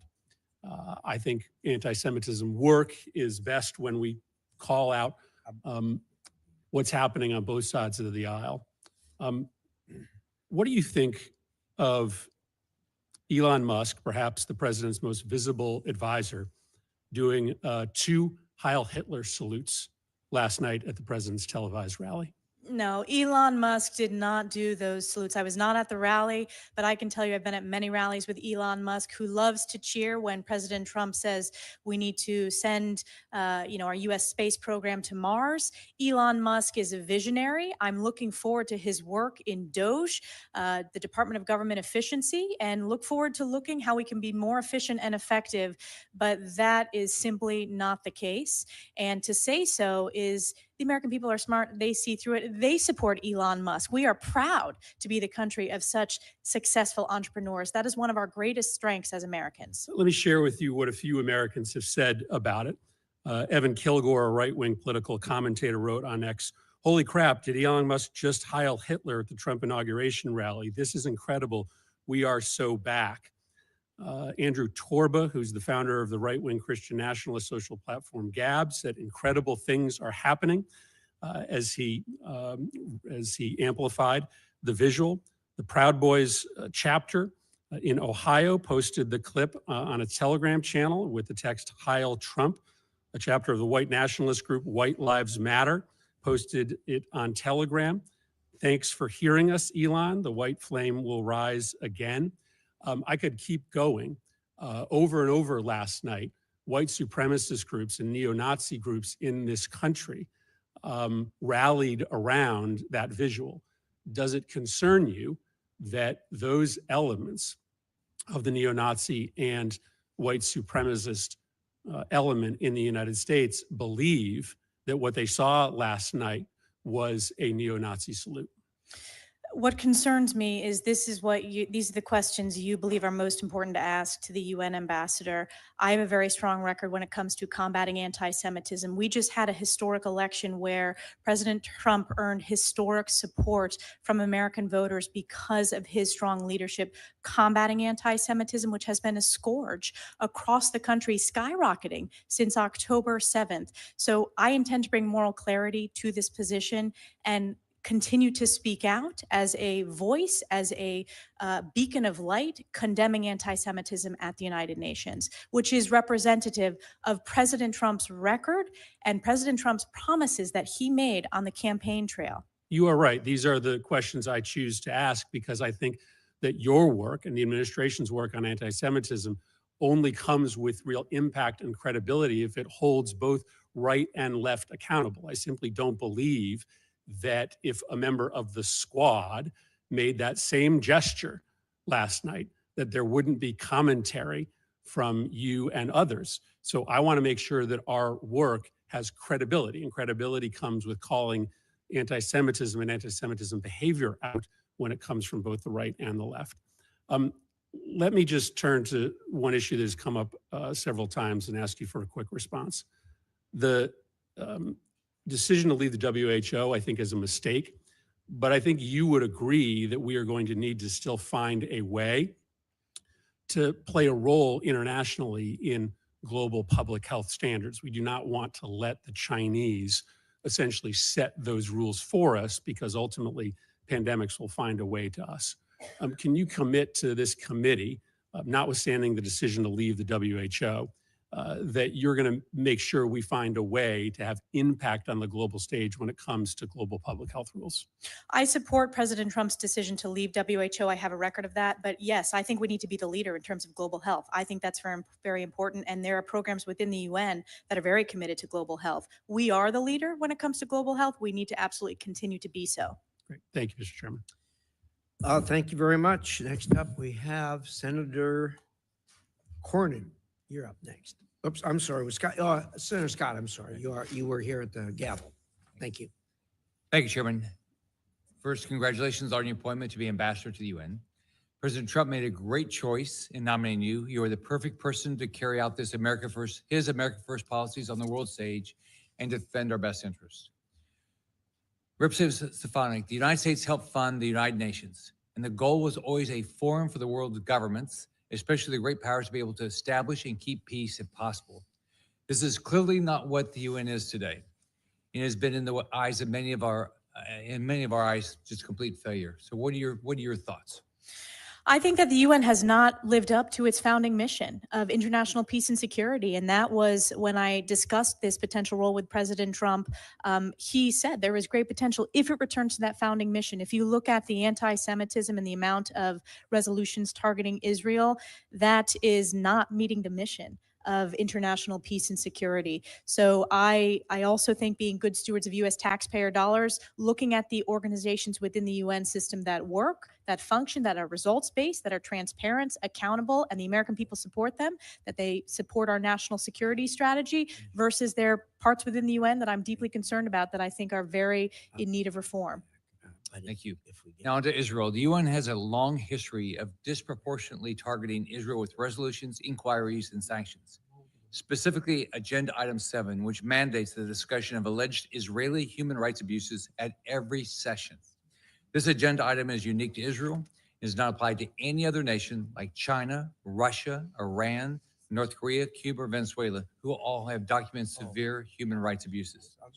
Given that U.S. funding indirectly supports investigations and resolutions that single out Israel, what is your plan to increase transparency and accountability in the allocation of UN resources and American taxpayer dollars? I think this is a key question that I want to work with this committee. The chairman has spoken extensively in various hearings about the importance to know where every dollar goes within the UN system, and that is my commitment to do so, to deliver that transparency and accountability as part of this process, assessing all of our UN programs, our funding, to see if they're effective and if they are supportive of American values. And then if they're not, then we need to have serious conversations with our appropriators. Thank you. Many UN member states with barbaric human rights records are quick to criticize Israel while avoiding scrutiny for their own bad behavior. How do you plan to hold them accountable? I think holding them accountable with our voice is very important. Speaking out, that was one of the lessons in the committee hearing with higher education, with the colleges and universities. When you speak out with moral clarity, the world and the American people listen. We need to ensure we have that moral clarity with our U.S. ambassador to the United Nations every single day. In recent years, there have been calls to withdraw or reduce U.S. funding to UN agencies that are clearly anti-U.S., anti-West, and support the hostile states that use the UN for themselves and against us. What actions are available to you to make clear that the United States will no longer accept being treated this way at an international organization we largely fund? I think President Trump is the strongest commander-in-chief in terms of he knows when to negotiate and he knows when to walk away when organizations are counter to our national security or counter to American interests, whether it's the WHO or whether it is other organizations within the UN system like UNRWA. And I hope to support his leadership in this role. So I look forward to your tenure at the UN. I assume you'll be there Trump's entire term. At the end, what would you consider to be your success? What would you hope to say you accomplished in your 4 years? I would hope to accomplish support of President Trump's America First, Peace Through Strength. I would also hope to accomplish significant reforms to demand results and efficacy of every dollar that goes to the UN. For decades, this committee on a bipartisan basis has talked about the importance of reform. We need to get that done. I think it fits squarely with this Department of Government Efficiency and one of the major issues that the president campaigned upon. And I also want to make sure that every U.S. taxpayer dollar goes to support making America stronger, safer, and more prosperous, working directly with the Secretary of State to do so. And President Trump campaigned on peace and no new wars. He is the president of peace and no new wars. I also think we have a unique opportunity, for example, to build on the success of the Abraham Accords in this second term, and I hope to support that in this role. Thank you. You're going to do a great job. Thank you, Chairman. Senator Rosen. Well, thank you, Senator Ricketts, for filling in for Chairman Risch, and Ranking Member Shaheen for holding this hearing today. And thank you, Congresswoman Stefanik, for your decade of service in the House, for volunteering to serve our country in this new role. I enjoyed working with you when we were on the House Space Science and Technology Committee. I want to congratulate you again on your nomination. And I do really appreciate your comments today about how you'll tackle anti-Israel bias at the UN, which of course I'm also extremely concerned about, but it's precisely because of that bias that I believe we must lean in to leadership at the UN, not diminish our role. And as you and I discussed last week, if we're not at the table, our seat will be taken by someone who does not share our values and does not defend our allies. And so I'm going to move on to some other questions that haven't been asked. And I'm going to move on to Lebanon because there's a lot going on. And the UN Security Council Resolution 1701 states there should be no armed presence in southern Lebanon other than the Lebanese armed forces. UNIFIL is charged with monitoring and enforcing this resolution. But instead of disarming, Hezbollah has expanded its military presence, stockpiled weapons, constructed tunnels, often outmatching UNIFIL peacekeepers who are not mandated for broad offensive actions, especially against a terrorist group like Hezbollah. Even in the wake of Israel's successful degrading of Hezbollah forces and the LAF moving into southern Lebanon, it is clear that something has to change. UNIFIL must support the effort if more of these achievements are to be sustained. So, Congresswoman Stefanik, how can the U.S. ensure that UN Security Council Resolution 1701 is fully enforced? And how will you work within the UN system to ensure that UNIFIL can play a significant support role in maintaining security in Lebanon? Thank you, Senator Rosen. It's a very important question. I'm glad you raised it. UNIFIL has not met its mission. It has failed as we've seen the digging of the tunnels, as we've seen tens of thousands of rockets from Hezbollah into Israel. And we've had tens of thousands of Israeli families who have had to leave their homes in northern Israel because of the rockets. We need to ensure that UNIFIL is a peacekeeping mission that we need to do an assessment of. It has failed in its mission, and we're going to have a strategy moving forward. I do think this is an opportunity with the effective operations of Israel against Hezbollah and Hamas leadership to continue to build on that success, to not have these regime of terror continue to grow in those regions. Well, thank you. I look forward to working with you on that. And staying in the region, I want to focus on Syria for a moment because the UN Security Council also has an opportunity to play a critical role in supporting Syria's political transition following the fall of Assad's brutal regime. The U.S. had previously supported UN Security Council Resolution 2254, which provided a roadmap for an inclusive, non-sectarian Syrian government. But this resolution was passed nearly a decade ago, and a lot has changed in the last 10 years. So what do you think the role of Security Council Resolution 2254 should play in Syria's future? And if it is outdated, I know you'll take a look and review it. Do you have an opinion about what might need to change or how we respond to recent developments? I think it's a starting point that we need to look at. Obviously, this is a significant change within the region, within the Middle East, with the Assad regime, which I condemned consistently during my time in Congress. The brutality, the human rights, the chemical weapons used against the Syrian people. We need to be cautious and judicious with the new leadership in Syria. We cannot allow it to be a den of terror against its own people. So I would view that as a starting point as we discuss this on the National Security Council and as the president makes his decisions for the best approach when it comes to our approach to Syria. And being sure that we deliver that humanitarian aid that we need. I want to finish my last few seconds talking about UNESCO and artificial intelligence. So the field of artificial intelligence rapidly evolving, again, critical. We have a seat at the table to develop shared AI standards, guardrails, best practices. UNESCO has become an important forum for global conversations around the ethical development and use of AI and produced the first ever global standards on AI ethics in November of 2021. We know China's made a concerted effort to increase its engagement with standard setting bodies, including UNESCO. And do you agree that Chinese influence is in international AI standards pose a national security risk for the United States? And how would you go about working on artificial intelligence standards? Yes, I'm deeply concerned about China's standards within the AI framework. I think we need to win the AI race. This is an issue that I've worked extensively on a bipartisan basis on the House Armed Services Committee. I helped stand up the Joint AI Center within DoD. We need to work with the private sector as well to unleash our AI capabilities to be the world leader and work with partners. I think this is a real opportunity to work with partners and allies around the world to make sure that our standards based upon the ethical use of AI, that is the approach. When it comes to UNESCO, this will be a decision at the presidential level, but certainly I understand the importance of U.S. leadership when it comes to AI and global standard setting. Thank you. Thank you, Madam Chair. Sarah Cornyn, we'll go to you now. Ms. Stefanik, as you pointed out, the United Nations has a long and shameful history with regard to its treatment of our ally, Israel. And you alluded, and I think quite appropriately, to the Daniel Patrick Moynihan's statement about the 1975 resolution, basically calling Zionism a form of racism. And I think history has remembered that as a Moynihan moment. And I look forward to many Stefanik moments during your tenure there at the United Nations. Pleased to support your nomination.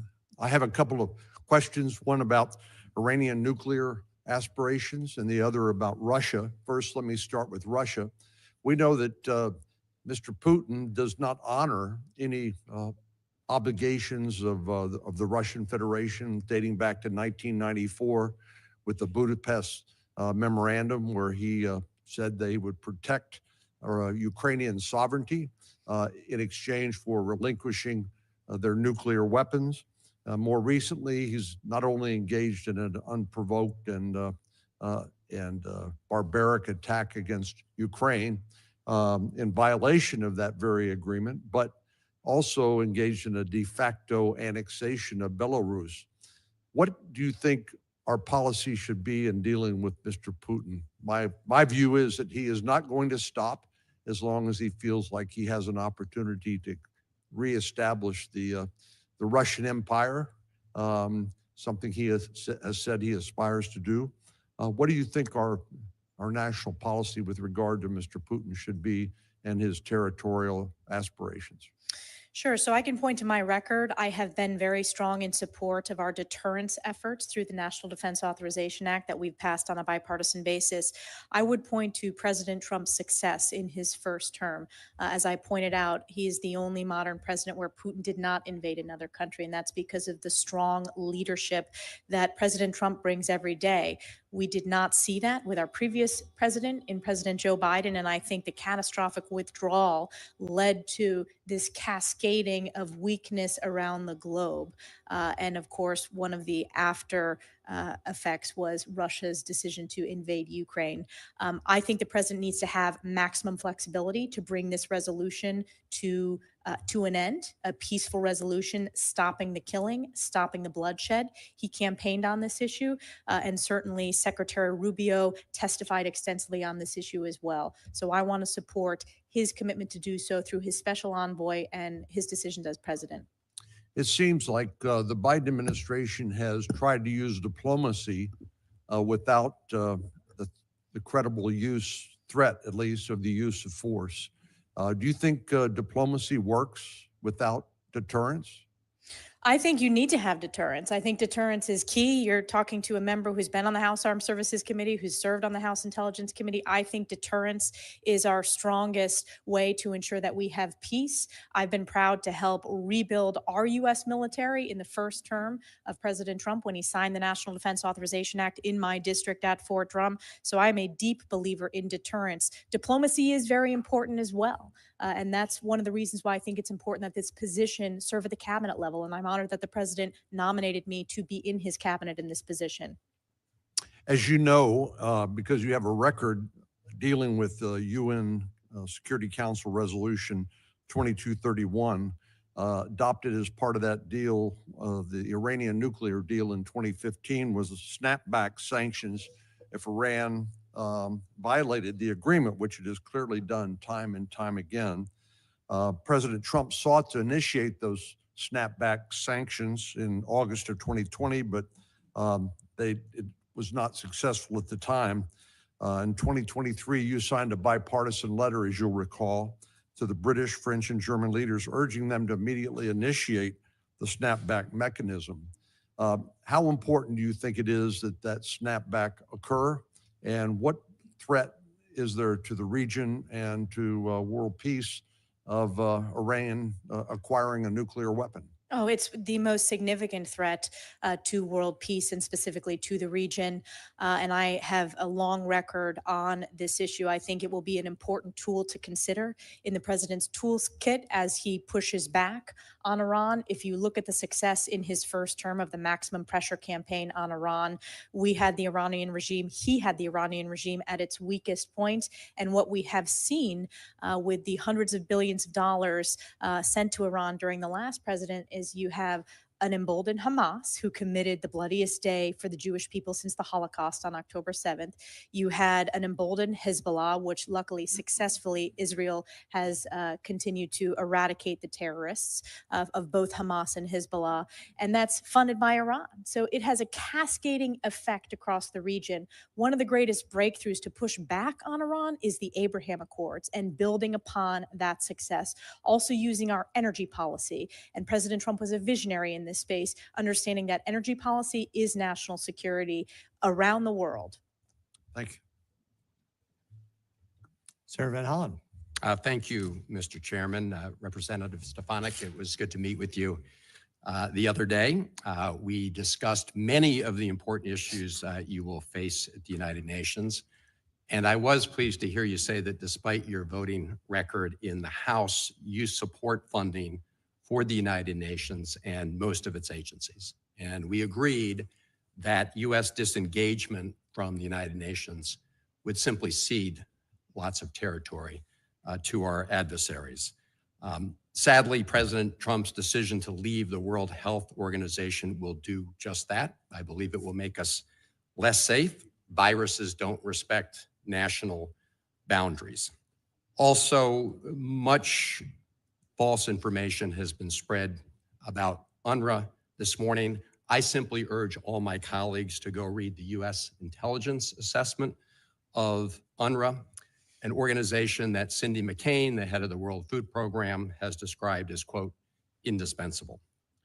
One issue that you will immediately face at the UN are discussions and resolutions regarding the ongoing conflicts in the Middle East.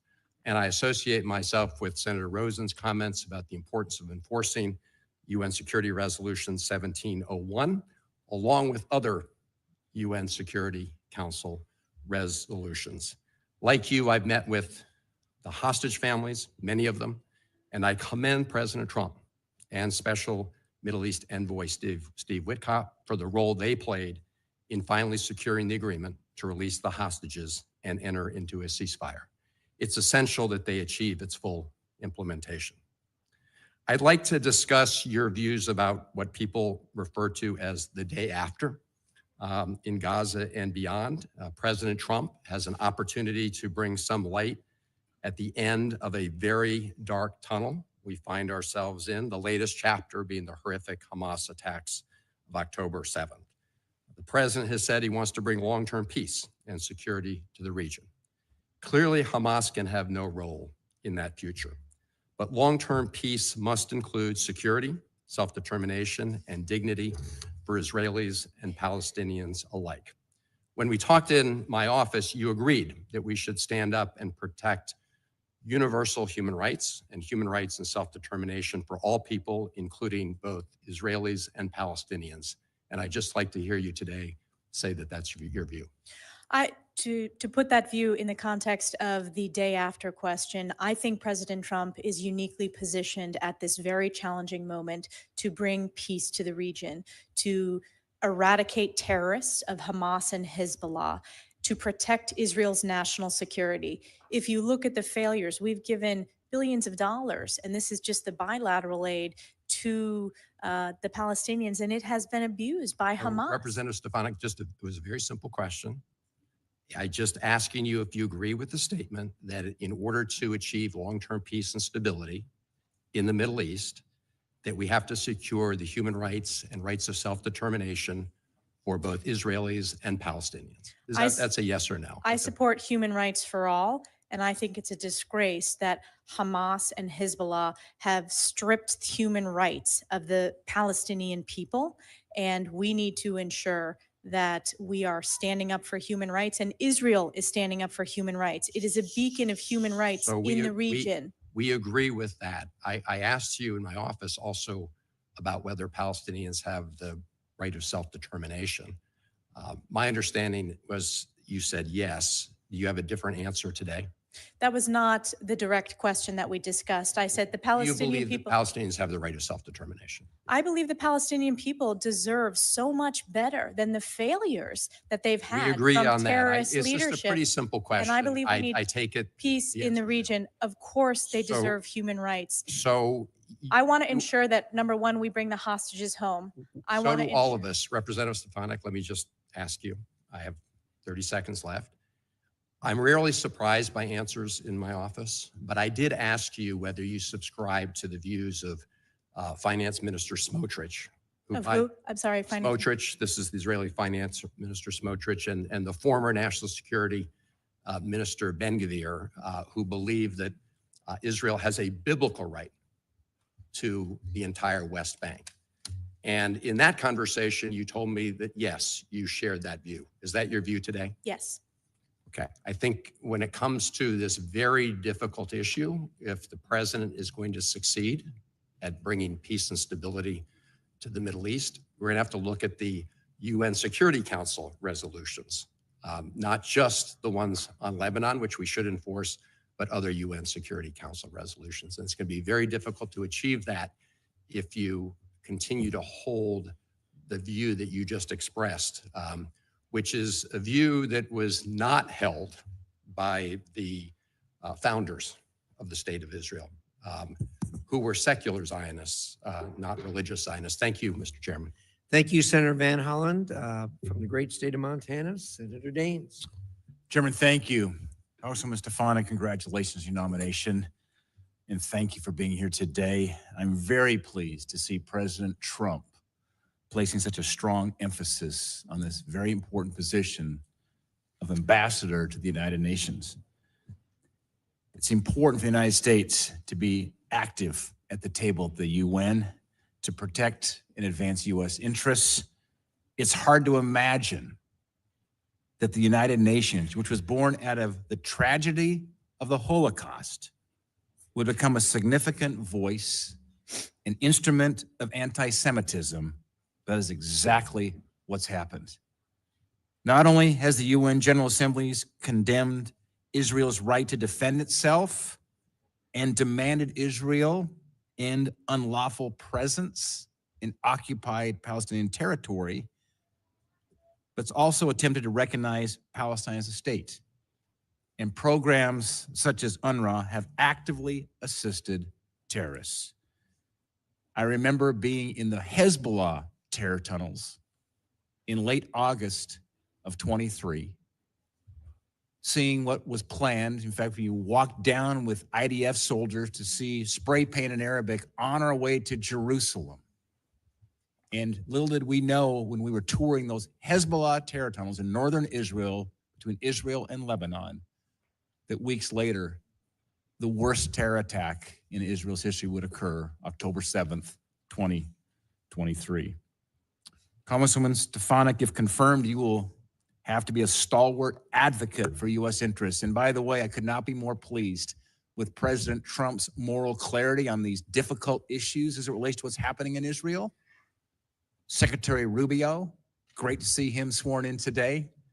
You, as being our next ambassador to the United Nations, Ambassador Huckabee nominated for Israel. This will be a great team that has moral clarity on these difficult issues. You'll be a stalwart advocate for our interest among an organization that continually advocates against American values, despite existing only because the United States financial contributions to its budget. Congresswoman Stefanik, the UN has had no greater demonstration of their ineffectiveness than its failure to prevent Iran from advocating their nuclear weapons program. In your opinion, how could the United States, as a member of the Security Council, encourage the UN to take actions to curb the advancements of Iran's nuclear program? I think this is related to the question by Senator Cornyn, consideration of snapback sanctions, continuing to be a strong voice, pushing back against Iran, supporting the president's maximum pressure campaign, which was so successful in the first term that we will see a continuation of in this term. And I think that is also the critical step to take to stop the axis of terror in the region, as Iran is the #1 funder of Hamas and Hezbollah and the Houthis, which is destabilizing the region.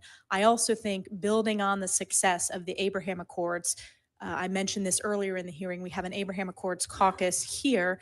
starting an Abraham's Accords caucus in the United Nations with countries who understand the importance of bringing peace and normalization to the region. You know, I remember that visit in late August, my last trip to Israel since the attacks, but meeting with Bibi Netanyahu, the optimism coming off the Abraham Accords with the possibly restoring normalized relations between Saudi Arabia and Israel. There was great hope and optimism, of course, shattered, not by the Israelis, but by this horrible terror attack by Hamas.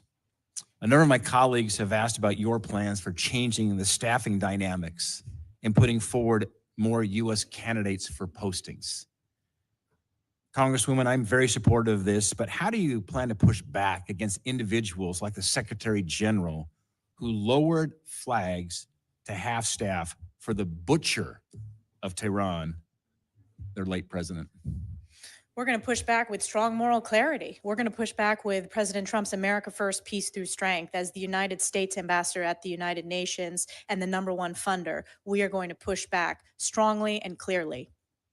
I appreciate your moral clarity, your strong leadership, your 10 years in the U.S. House. Pleased to serve with you on the Hill, and you will be a great ambassador to the United Nations. Thank you. Thank you very much. Senator Barrasso. Thanks so much, Mr. Chairman. Congresswoman Stefanik, congratulations. I believe you're going to be terrific. A couple of things I wanted to talk to you about. Just, Israel has continually been subjected to biased resolutions and politically motivated investigations at the United Nations. The UN so-called Human Rights Council has a standing agenda item, and that standing agenda item is called item number 7, and it exclusively targets Israel. It makes it the only member of the UN, the only member state singled out in this manner. The council consistently devotes excessive time, I think time at all is excessive, in criticizing Israel while often overlooking the atrocities in countries like Iran, like Syria. 2024 alone, the UN General Assembly adopted 17 different resolutions against Israel, compared to only 6 against the whole rest of the world. I mean, it's astonishing that this is going on the UN. So what are your views on item 7, and what steps would you think to do in terms of removal of this from the permanent agenda? We need to work to remove it from the permanent agenda. This is counter to our national security interests. It's counter to our values. And this is emblematic of the anti-Semitic rot that is pervasive within the UN system.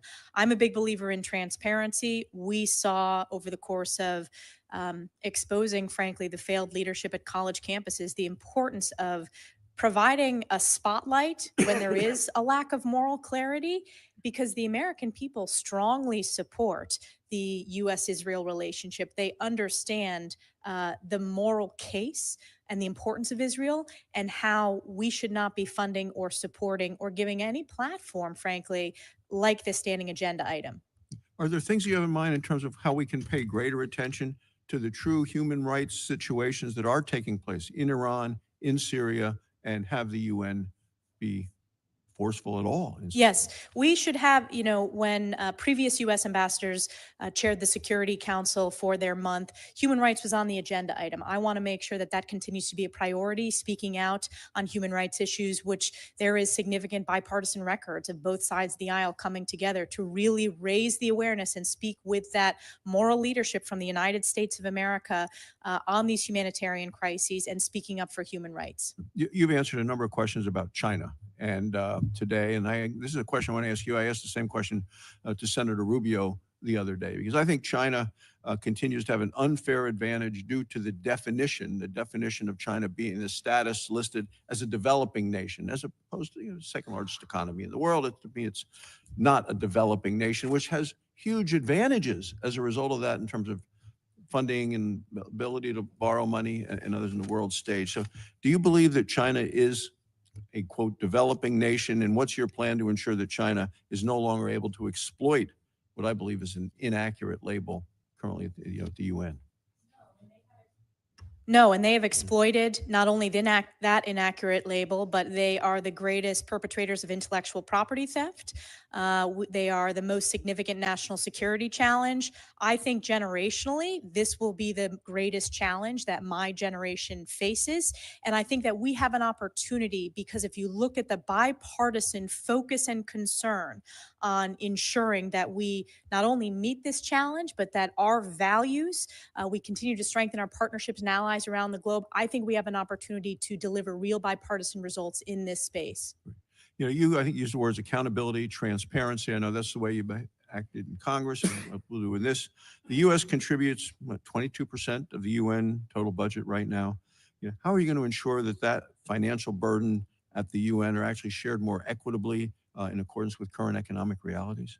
Well, first of all, working directly with members of the House and the Senate, with our oversight members and specifically the appropriators is very important. I think, as I discussed, doing an assessment of all of our funds, ensuring that we're being good stewards of U.S. taxpayer dollars, that we're looking at results-based entities within the UN system, organizations that support American interest, America first, peace through strength, and working with our national security team to do so. I want to provide this committee with full transparency about where every dollar is going within the UN system, which frankly, this committee has not gotten before, and we deserve that as good stewards of U.S. taxpayer dollars. I believe I one time heard you say, we are the nation of the United States, not the United Nations.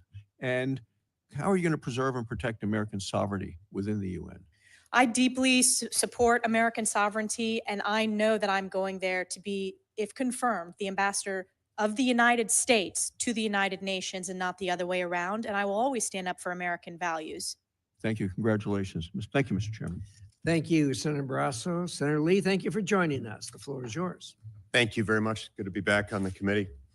Representative Stefanik, congratulations on your nomination. You know, to start off with, I'll say that I've made no secret about the fact that I've got a healthy degree of skepticism about the United Nations. In fact, I've introduced a bill to defund it.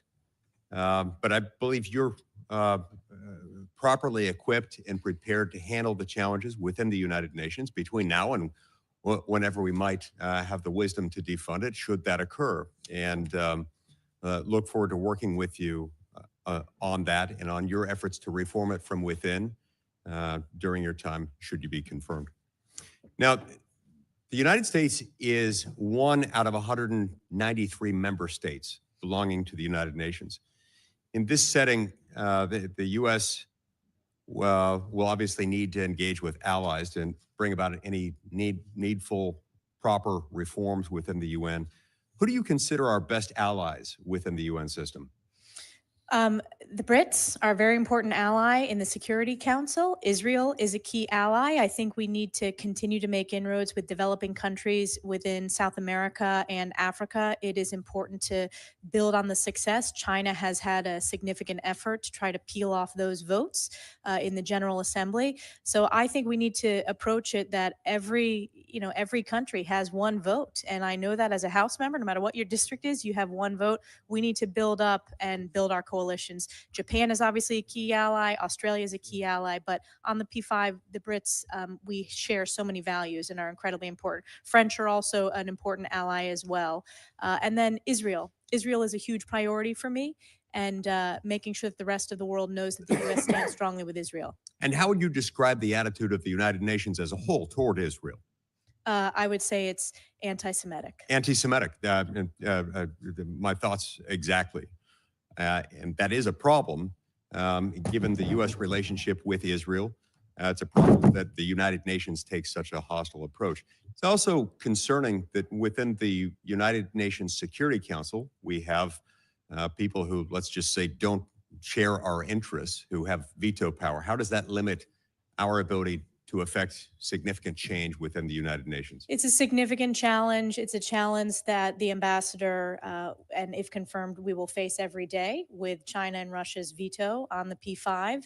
And it's a challenge that we're going to need to continue addressing. It is important to speak out and stand up for American values and be a voice representing the United States of America at the Security Council, but it's a challenge. The International Criminal Court maintains a liaison office at the UN headquarters in New York. And as you're aware, the U.S. granted the UN what it refers to as an inviolable headquarters district in 1947. The UN and the ICC also maintain a negotiated relationship agreement that obligates them to cooperate and exchange information. But of course, as you know, the U.S. is not a party to the ICC, and with very good reason. I hope we never ratify that. In light of this, what are your thoughts on the cooperative relationship between the UN and the ICC? And would you support a negotiation of the United Nations headquarters agreement to clarify that the UN shouldn't be housing other international organizations to which the U.S. is not a party, particularly those organizations that take positions hostile to the interests of the United States? Well, thank you for the question, Senator. I have a significant record pushing back on the ICC. It is, first of all, we are not party to it. It is targeted U.S. service members as well as targeting Israel. And we just passed on the House side important legislation pushing back on the ICC's disgraceful anti-Semitism. I want to take a look at what you just proposed. I am open to assessing that, and I want to work with our oversight members to do so. I do think it's important to make sure that no U.S. taxpayer dollars, that there is any connection to that, because it is counter to our values. Right. And therein lies one of the problems. We are the largest donor nation to the United Nations. We also are in a situation in which most of the money that we contribute is voluntary, not mandatory. Nobody else comes close to what we dole out, and yet many of our interests are contravened by things that the UN does or has been doing, has been inclined to do. And that creates a problem. The problem is compounded further by virtue of how a lot of this money makes its way to the UN. We put something in the neighborhood of about $20 billion a year in there. And so, yeah, we can say we don't want our money going to X, Y, or Z, but it all gets put into a large sort of balloon. And what we might take out here, they might use somewhere else. And so we're still funding a lot of things that are hostile to our interests. So would you support tailored funding cuts? And if so, how would you bring about those cuts to make sure that it doesn't just come out in the wash somewhere else? Yes, I would support tailored cuts. I want to work with our appropriators specifically on how we can be most effective and judicious in making those cuts. But it goes back to one of my main goals, if confirmed to this position, is being good stewards of U.S. taxpayer dollars and representing American values. Great. Thank you very much. See, my time's expired. Thank you, Senator Lee. Thank you for your view on the ICC. There's a lot of us share the same view. Any court that wants to be a court has to know right from wrong. And for the ICC to proclaim some kind of moral equivalency between Israel and Hamas is ridiculous. They can't have any kind of standing in a judiciary or legal system with that kind of a view. So thank you for your view in that regard. Senator Schatz. Thank you, Chairman. Ms. Stefanik, nice to see you again. Thanks for taking the time. Speaking of every country having a vote, we had a pretty constructive conversation about the Pacific Island nations with which we've, I think, made some progress in terms of engagement, but it's kind of a mixed bag because of the PRC influence. And I'd just like to hear you say in public what we discussed in private, which is that it is important that we remain engaged in all these little nations, which are sovereigns and all do have a vote at the UN for strategic purposes. When we talk about the Asia Pacific region, we tend to talk about South Asia, East Asia, very little about the countries that occupy the Pacific Ocean. And I'm wondering if you can talk about that.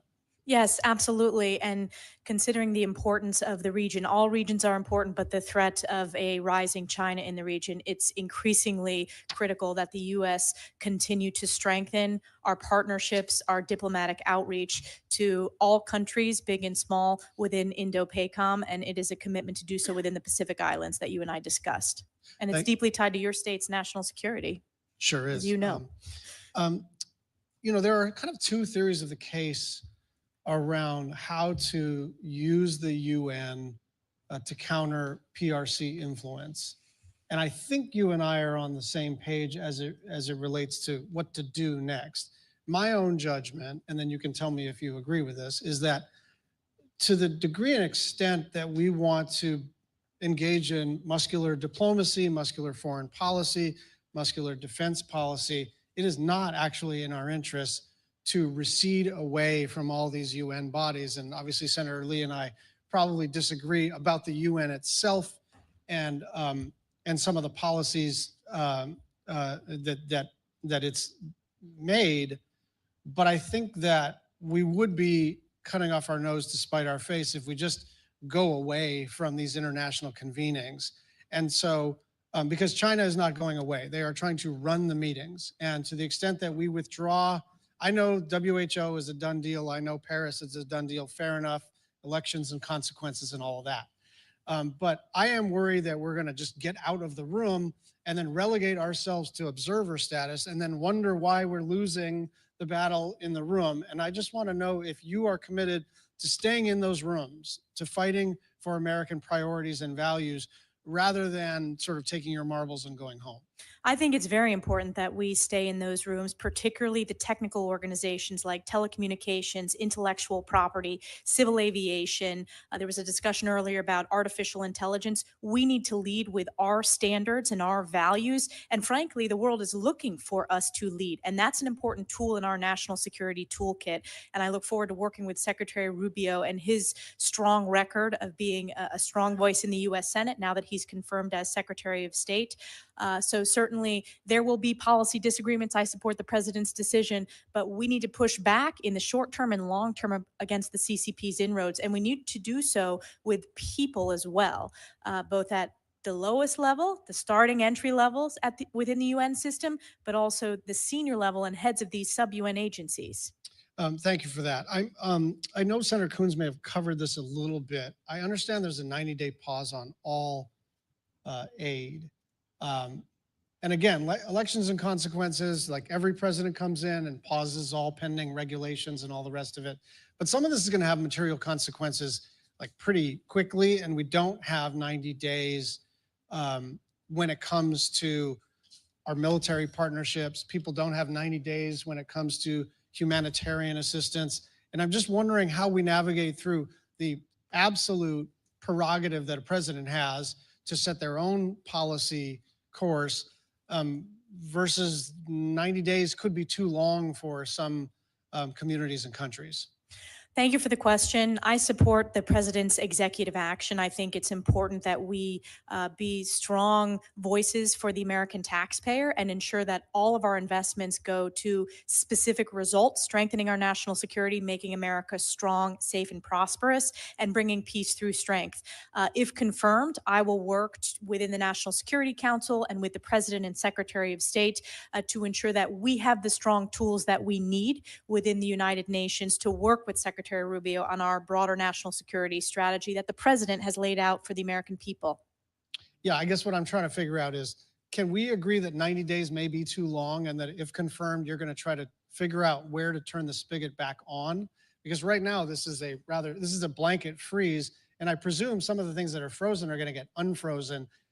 It'd be better if we could unfreeze some of these things in 20 days rather than 90, because there are real geopolitical consequences to freezing all aid for 3 months. Thank you, Senator Schatz. I do support the president's executive order. We will work on the National Security Council to make sure that all the tools that are needed to protect our national security, and the diplomatic piece is an important part of that when it comes to the UN. I have confidence that the president's going to make sure that we have the tools we need to protect our national security. I liked your answer to the previous question better, but thank you very much. Senator Schatz, you raise a good point. When you do a blanket executive order like that, sometimes the law of unintended consequences takes over. Having said that, every one of these executive orders can be amended, and we have a history of amending them, both sides, over years. So I'm not as concerned about that, but it is a valid and legitimate point. Thank you so much. Senator Cruz, you're up. Thank you, Mr. Chairman. Congresswoman, congratulations on your nomination. You're going to be terrific. I want to go back to a topic you discussed with Senator Cornyn. I want to focus on Iran's push to build a nuclear arsenal. which poses, I think, the most immediate and acute threat to American national security. When the Ayatollah chants death to America, he means it. And I believe he would absolutely detonate a nuclear weapon over an American city if he could. The Trump administration got Iran's nuclear program in a box and kept it there.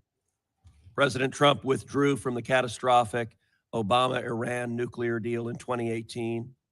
He imposed maximum pressure in 2019. He invoked the UN snapback mechanism in the UN Security Council Resolution 2231 to reimpose international sanctions in 2020. For that entire time, Iran was deterred from making significant advances on their nuclear program. They did not even enrich uranium above 5% or cascade advanced centrifuges.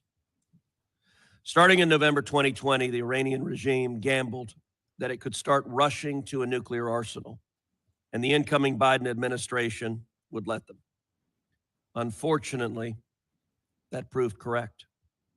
In November, the regime approved a new law calling for major nuclear advances. In January, they started enriching at 20% at Fordo, the underground enrichment bunker built into a mountain that the Obama-Iran nuclear deal left open. The incoming Biden administration responded with appeasement.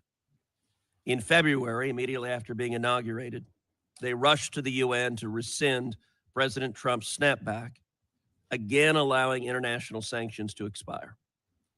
For the next 4 years, the administration continually dismantled pressure on the regime and refused to impose sanctions.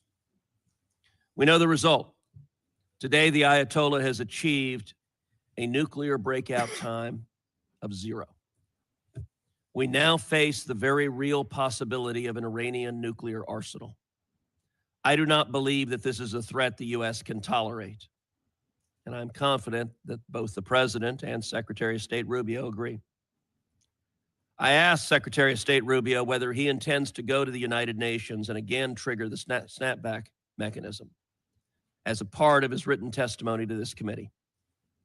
Here was Secretary Rubio's response, quote, "I believe it is in our national security interest for the UN Security Council to snap back the sanctions that were suspended under the JCPOA. I will execute the President's guidance and work with our allies to ensure that snapback takes place." First, do you agree with Secretary Rubio's assessment that it is in the national security interest of the United States to snap back those sanctions? Yes. Talk about how you would execute a strategy to do so, either unilaterally or working with allies. We will have to, that will be a strategy that I develop with the National Security Council in tandem with Secretary Rubio and President Trump to work with our allies within the United Nations, within the Security Council. And there are allies that are already considering this and looking at it, and that has been publicly reported. But obviously, pushing back on Iran is a top priority. It was a success during President Trump's first term, and we've seen the catastrophic results in loss of life during the previous 4 years when you have had an emboldened Iran that has led to directly the October 7th terrorist attack against Israel and Hezbollah firing tens of thousands of rockets against Israeli civilians. Let's move to another topic. You and I talked about the deep rot in the United Nations when it comes to supporting terrorism against America and our allies, especially Israel. As you discussed with Senator McCormick, UNRWA has for decades provided material support for Hamas and other terrorist groups in Gaza. The World Health Organization has also been deeply complicit in the use of hospitals by Hamas for terrorist activities, including for the holding of hostages. The complicity of these organizations deepened after October 7th. The Biden administration embraced UNRWA and the World Health Organization. Congress prohibited the Biden administration from funding UNRWA, but the administration officials circumvented that prohibition by using UNRWA infrastructure. Yesterday, the president rightly and immediately withdrew our participation from them. I think that was a critical first step, but the next step is to enable American citizens to hold these organizations accountable. We currently have a very odd legal environment where these organizations enjoy more sovereign immunity than states, and thus are shielded from accountability. Last Congress, I introduced the Liable Act and was joined by 4 current members of this committee, including, as well as, Secretary of State Rubio. The bill will allow American victims of terrorism and their family to sue international organizations that support terrorism against this. I will soon reintroduce it in this Congress. What is your understanding of the role these organizations have played in facilitating terrorism against Americans, Israelis, and our allies? Well, UNRWA, there were individuals in UNRWA who participated, who executed and committed terrorist acts against Israel on October 7th. Sinwar, the leader of Hamas, carried an UNRWA passport. You had a Hamas data center under UNRWA headquarters. So the rot is deep. Congress made the right decision. I was proud to be one of the leaders when it came to defunding UNRWA. And I am committed to holding them accountable and working with the U.S. Senate and the U.S. House and the president if that legislation passes. Terrific. Thank you. Thank you, Senator Cruz. Senator Duckworth. Thank you, Mr. Chairman. Congresswoman Stefanik, it's good to see you again. When we met last week, we talked about your strategy for jumping in and getting up to speed among the many career diplomats at the United Nations. What can you say here today about how you will tackle that problem set of facing people who've been there for a long time and who may have long established relationships and experience at the UN headquarters? I think it's very important to build on their significant experience. Right now, there's the transition happening. If confirmed, I hope to dig in and gain their expertise, particularly the regional expertise that many of the officials within the State Department serving at the US-UN mission. It's very important, particularly in the technical aspects and some of the technical organizations and some of the regional challenges within the UN system. Typically, the deputy permanent rep is a career, although presidentially appointed, and I will support the president's nominee, but our hope is that that will bring career expertise from within the State Department and an understanding of the UN system. Will you commit to proactively engaging the rotating members of the Security Council and investing time, particularly in relationships throughout those who represent the Global South? Yes, that is very important. It was an issue that you and I discussed, Senator, and was actually asked in previous parts of this hearing. It's incredibly important. If you look at China's inroads in the Global South, it's one of the greatest challenges that we face when you look at the UN voting habits of various countries. So we need to build upon our regional organizations and push back on Chinese influence in that region, and that starts with engagement.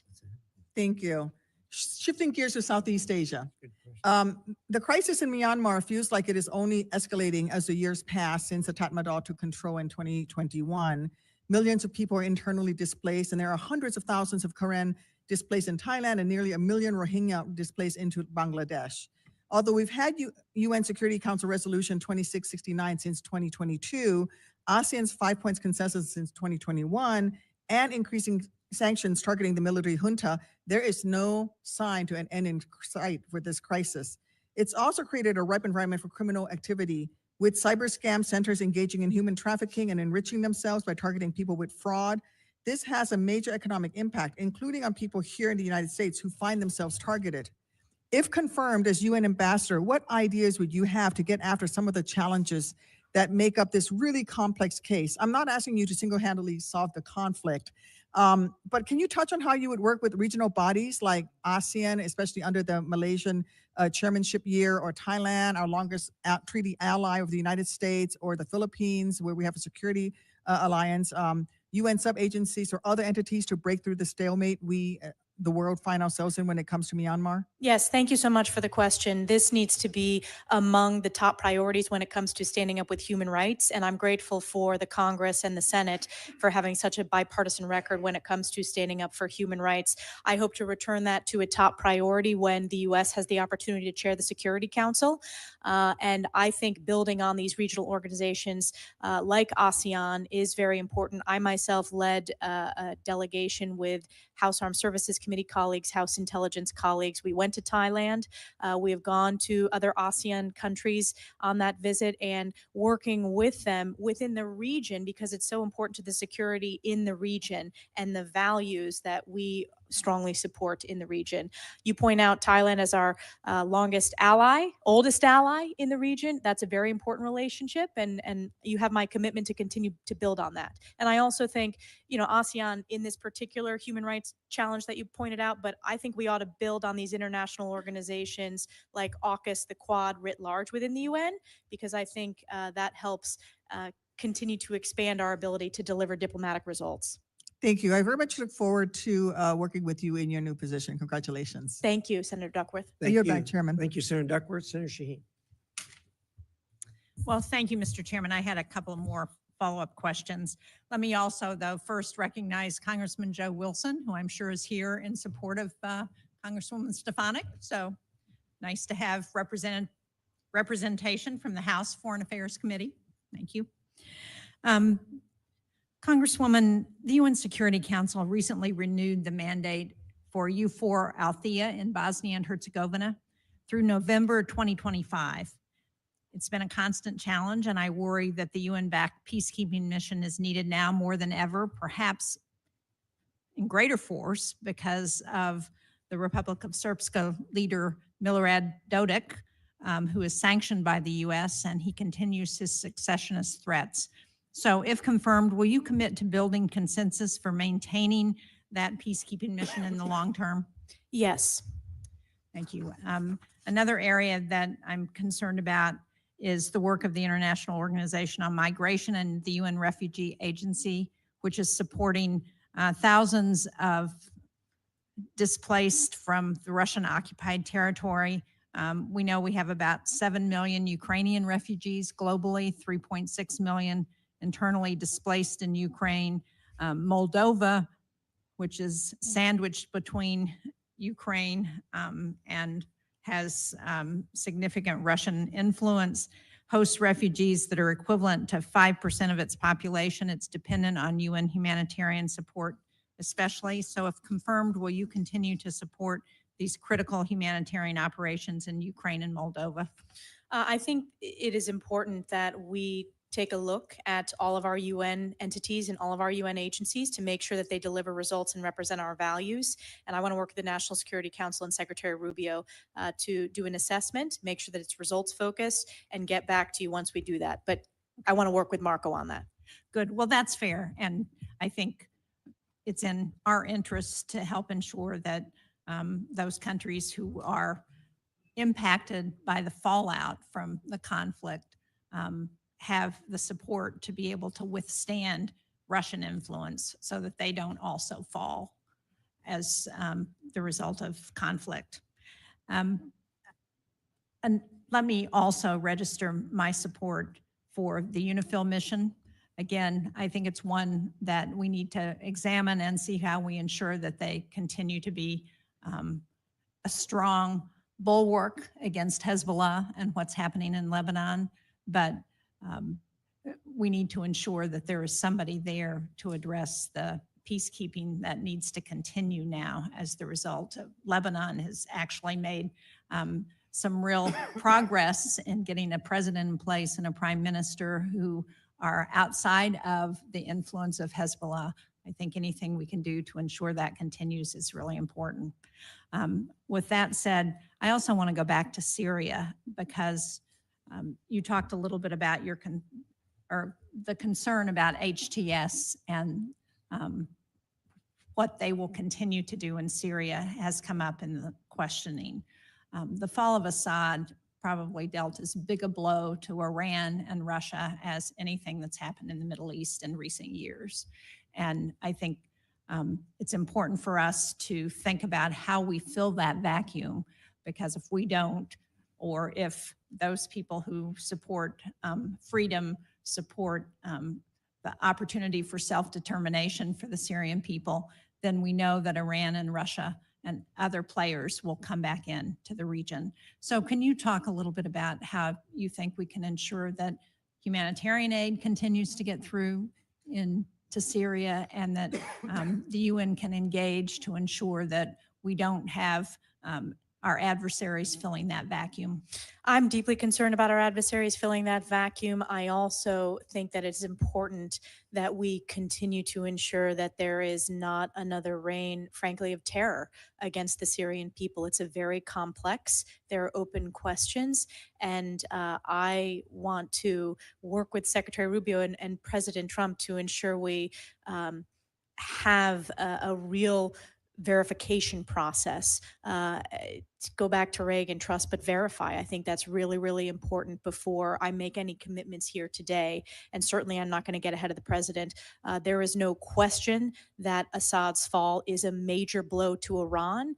And it is an opportunity in the region for a people that have been human rights abuse, have been slaughtered by the Assad regime, the use of chemical weapons. And that's over the course while I've been in Congress as we push back. And I credit President Trump for his effective military response to when Assad used chemical weapons. So I think I will commit to this committee that I'm going to work with the National Security Council, but will support the president's approach in a very unique and this moment in time where there's real opportunity, but we want to make sure that there's not terror. I appreciate that, and I look forward to working with you. And again, I think time is of the essence here, and we don't have a lot of time to look at what the options are before our adversaries move in. Thank you. Thank you. Good point, Senator Sheen. Anything else for the good of the order? One very brief follow-up, Senator. Just wanted to ask you, what do you see as your most important lever or levers within the United Nations, should you be confirmed as our ambassador to the UN? What are your most important levers to wield authority to bring about reform?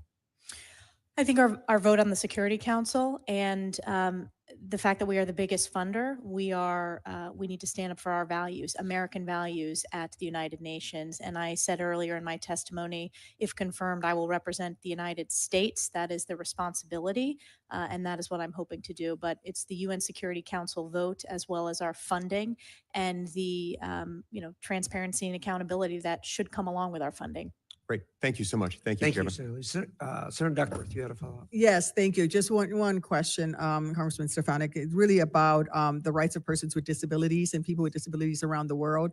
I think the United States is in a very unique position to lead, and I think this is a place where you can work with other nations at the United Nations when it comes to issues that persons with disabilities face around the world, discrimination and the like. We still are dealing with unexploded ordinances from the Vietnam War in places like Laos and Vietnam and Cambodia. Have you thought a little bit about what work you would do when it comes for the issue of persons with disabilities in your role as our UN ambassador? Absolutely, Senator. And I thank you for your leadership on this issue, working with so many senators across the aisle. I think it's a very important way that America can lead when it comes to human rights and human dignity. And I hope to bring that leadership. And I know that Secretary Rubio, during his testimony, committed to that as well from the State Department approach. So I hope to be a strong partner in doing so. Thank you. Yield back, Mr. Chairman. Thank you very much. At this point, I am going to order the letters of support and matters related thereto regarding Congressman Stefanik into the record. They will be placed in the record. I'm going to leave the record open until 5 p.m. tomorrow evening in case there are questions for the record from members of the committee. So with that, our thanks to you. Thank you for spending the time with us here today. And unless there's anything else for the good of the order, committee is adjourned.